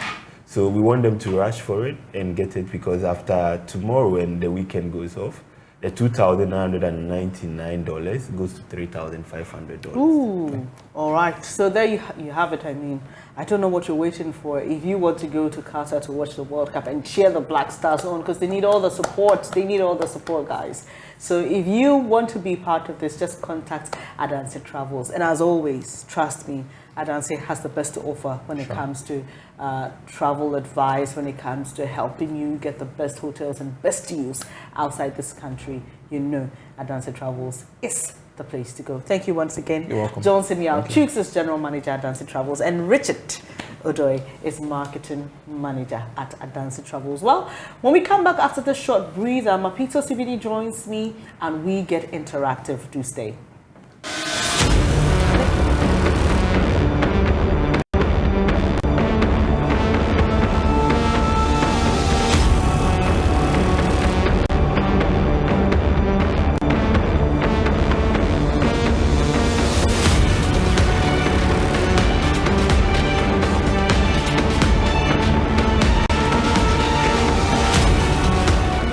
That you could stay with us here on the AM show. Mapito CBD has joined me, and it's now time to get interactive with you. Today we've been talking about the national daily minimum wage. There are also issues that Benjamin Akakpo discussed with some MPs who were in the studio earlier. They spoke about what's happening in Parliament, the hearing on the censure motion. The 98 MPs who are still adamant their demand is that the president should sack Finance Minister Ken Ofori-Atta. They are not willing to do any business with him in the House. What are your thoughts on these? Do call us. Share your thoughts with us. Just a few ground rules, if I may, before. When you call us, please reduce the volume on your television set so we don't have feedback and so that we interact in real time. And also keep your thoughts really straight to the point so that other people can get the opportunity to share theirs with us. Maps. So, so I mean, in that interaction on the national daily minimum wage, I have seen reactions on social media. People say, well, look, this is insignificant. We know that there are a group of people who earn more than the minimum wage in this country, but there's still vulnerable workers who sometimes are paid way below the minimum wage. In that communique, there was a caution to employers, institutions, and organizations that do not adhere to the minimum wage. They were told that the law will deal with them. But once again, the question is, how will the law deal with them? How will they be found out? And my guest admitted that, look, we do have a dysfunctional system. We are not able to inspect a lot of these things, and some companies get away with it. I mean, talking about the law dealing with them, we've seen a lot of these stakeholders. We've seen like ministers, people in power saying that if you don't adhere to any, rules or whatever, the law will deal with you. We look at the rent and control department, 6 months, 1 year, people are paying 2 years. But you said that the rent should be like 6 months or even like a monthly thing. So what happens then? The law will deal with us. How will the law deal with us is the question that we're asking. So, I mean, it's I don't know. It's just really unfortunate. But let's go to our caller. Our first caller from Tichiman. Hello, John. Let's hear you. Good morning. Good morning. Please share your thoughts with us. Please, I want to comment about the wages increment. I think it's a good initiative that the government have put in place. And actually, we must recommend them. Then we wish them well for what they have done. Thank you so much. Thank you, John from Tichiman. All right, we'll be taking your comments on Facebook shortly. But I must mention that the minimum wage is reviewed annually. Okay? And so if you watched the show earlier, you saw Kofi AJ, who is a data analyst with a research team, tell us what it has been like over the years. But Maps, definitely there's an upward trend, even between 2021, 2022, to the newly announced one for 2023. But the big question which is what we expect. Does it match the current cost of living? So when I went on Facebook, someone said that the daily minimum wage can't even buy a litre of petrol. Interesting. It can't even buy a litre of petrol. Interesting. So it's like, okay, it's increasing. We can see the yearly increase, but it's not doing anything. Yeah, so you're increasing it. Yeah, I understand it and we appreciate it, but I can't survive on it. In fact, we're told that the word talks about pegging it higher than the 14 cedis, 88 pesos. Okay. But they also had to take into consideration, would employers be able to afford that? Because don't forget that while employees are struggling, employers are also being affected by things like the cost of fuel, the cost of electricity, the cost of water. So it's a two-side thing. Yeah. I mean, how do we ensure that the minimum wage is at a place where the employer's business will not run at a loss and end up folding up, but the employee also doesn't suffer too much? So it's quite a 50-50 thing. it's quite a complicated thing. So that's why like certain measures need to be put in place in like workplaces that can, for example, we'll go to Facebook right now, but for example, working from home, you know. Working from home is this something we can revisit? Is this something we can do? But Mams, interestingly, the people who are likely to work from home earn way above the minimum wage. So that's the you're thing. talking about people like cleaners, house helps, those who earn about, just around the minimum wage. Can they work from home? Unfortunately, they can't. Well, so let's take your comments on Facebook quickly.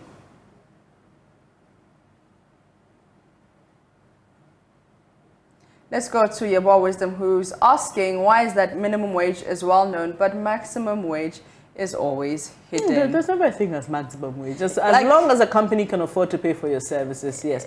We just have to put a baseline there so that people don't take advantage of others. Because trust me, Maps, there are people in this country, despite the current economic situations, who will still take advantage of their workers and even want to pay them less. Yeah. We know of such people and we know of such instances. All right, let's go to Hamza Junior Demastro, who says, good morning. It's commendable, but this doesn't match the current cost of living. Like we're saying, Bernice, Redeemer says this is rather a catalyst for more hardship for ordinary Ghanaians. Hey, this is a total joke. $1 is more than the daily minimum wage. Why? That's another interesting point. Let's go to McDonald, who says, so are you happy? What is the cost of a litre of fuel? I rest my case. We'll come back to Facebook, but let's go to Kwame in Accra. Kwame, good morning. How are you doing? Fine, thank you. How are you doing? I'm very fine, thank you. I would like to comment on the minimum wage you're talking about. Sure. I think it's really below par with regards to the economy where we find ourselves. Because I'm imagining if, for instance, I spend, let's say, 10 cedis on transportation, it means that just 4 cedis, 28 is used in my upkeep. So I'm just wondering how that person would be able to, survive in this particular economy we find ourselves in. So I think, yes, it's commendable, but much more can be done about it. All right. Thank you. Thank you, Kwame. Thank you for sharing your thoughts with us, Kwame. And look, it appears that transportation is a big issue for a lot of people. It is. Because, I mean, somebody claims to have picked a bus, trotro, what we call locally, from Trade Fair to 37. If you know that route very well, and it's asked to pay about 60 pesos. Imagine somebody living in Asham and working in Accra as a cleaner. How much are you going to spend a day? On transport, yeah. That's going to be super expensive. And so, yeah, he raises quite an interesting issue. Yeah. We have a caller from Tamale. Hello, Bright. How are you? I'm doing quite, do I say well? Judging by the economy, I can't precisely say well, but I'm good. Right, share your thoughts with us. Yes, please. I would want to comment on the issue of the minimum wage. Usually, I think when you want to calculate a minimum wage for your workers, you have to look at certain parameters. Let's say the inflation, the current inflation, then you look at the exchange rate, and then you look at the cost of living. If you look at what this government is doing, actually is far below. I've seen people who have actually brought in their views, and it comes to add up to what I am going to say, which has to do with, assuming I have to transport myself at a cost of 10 cedis to my workplace. A ball of kenke today, which used to be 1 cedi and now 3 cedis, that I can just swallow at one gallop. 13 Ghana cedis has gone by. Then I take 2 sachets of pure water or sachet water. 1 cedi is gone. What do I have to say against any eventuality? If you look at it, yes, there is an increment, but on the reality, there is nothing. Right. There's just nothing that has been offered to us. Right. So they need to do more. And if I could be allowed, I would want to just say a little on the issue of... Hello, Bright? Oh, too bad we lost Bright. He was just going to talk about something else, but we lost him there. Sorry about that, Bright, but we're grateful that you could join the conversation. Maps on Twitter, there's more stuff happening? So actually, 14.88 is trending. Okay. So that number is trending. And at Echo, Abeka says, Ghana's minimum wage is 14 Ghana cedis, 88 pesos. And a loaf of bread is 25 Ghana cedis. So this means one will have to work for 2 days before one will be able to buy a loaf of bread, which is the same thing. So a loaf of bread is 25 cedis. That means I have to work for 2 days. My minimum wage can't even, my daily minimum wage can't even buy a liter of fuel. So some interesting comments there. I mean, if you are converting it, it's about $1.88 or $1. I just have to check, but I think about 120 cents. It's one something. Yeah. So it's not working. It's not working. It's not working. Yeah. But we'll see. We definitely will be out to speak to some people who fall within the category of persons who are likely to be affected directly by the increase in the minimum wage. Like I said, there are many workers in this country who earn way above the minimum wage, and so. But all your thoughts are really welcome. Well, do we have another caller? Alhaji from Tamale? Yes. Right, Alhaji, let's hear you. Yeah, good morning. Good morning. How are you? We are fine, fantastic. Thank you. In fact, I also wanted to contribute. Please go ahead. Yeah, looking at the condition of the situation now, in fact, the minimum wage is very low. Because when you look at the fuel price, I mean, you just take is it 14.88, Yes, it's 14.88. Yeah, you take 14.88, then they top up and buy a liter of fuel. So that means there's nothing, to write home about. So they need to look at it. Yeah, definitely. Right. Thank you very much. Alaji from Tamale is our last caller, ma'am. So clearly across the board, or from all the people who called us, well, apart from our first caller, who didn't seem to find anything negative to say about the new minimum wage, a lot of our callers agree that it's commendable, but it should have been higher. It should have been higher. And talking about our callers, we had one caller from Kumase. we haven't heard from him in a long time. So I just, unfortunately, I forgot your name, but you were our first caller all the time. So wherever you are, I really hope that you are well. You're well, You're well, and you're alive, you know. Yeah. And I think it's important that, you know, we just check into our people because times are tough. People are really struggling. So remember that we appreciate you guys. We appreciate you spending 4 hours with us, taking time to listen to all the things that we have to say. So wherever you guys are, we hope that you're doing fantastic and you're doing well. But Max, that's a good one. Please check up on your friends, check up on family. Somebody may need help from you. There are those who look fine, they look okay, but maybe struggling deep down. So please reach out to somebody. If you have a loaf of bread and you can share, do share it with somebody even in these times. Well, that's how we end today's show. Really appreciate your company. We've been doing this together with Benjamin Akakpo. God willing, tomorrow morning at 6 a.m. we are back with more issues and definitely what matters to you. Up next is News Desk Tuesday.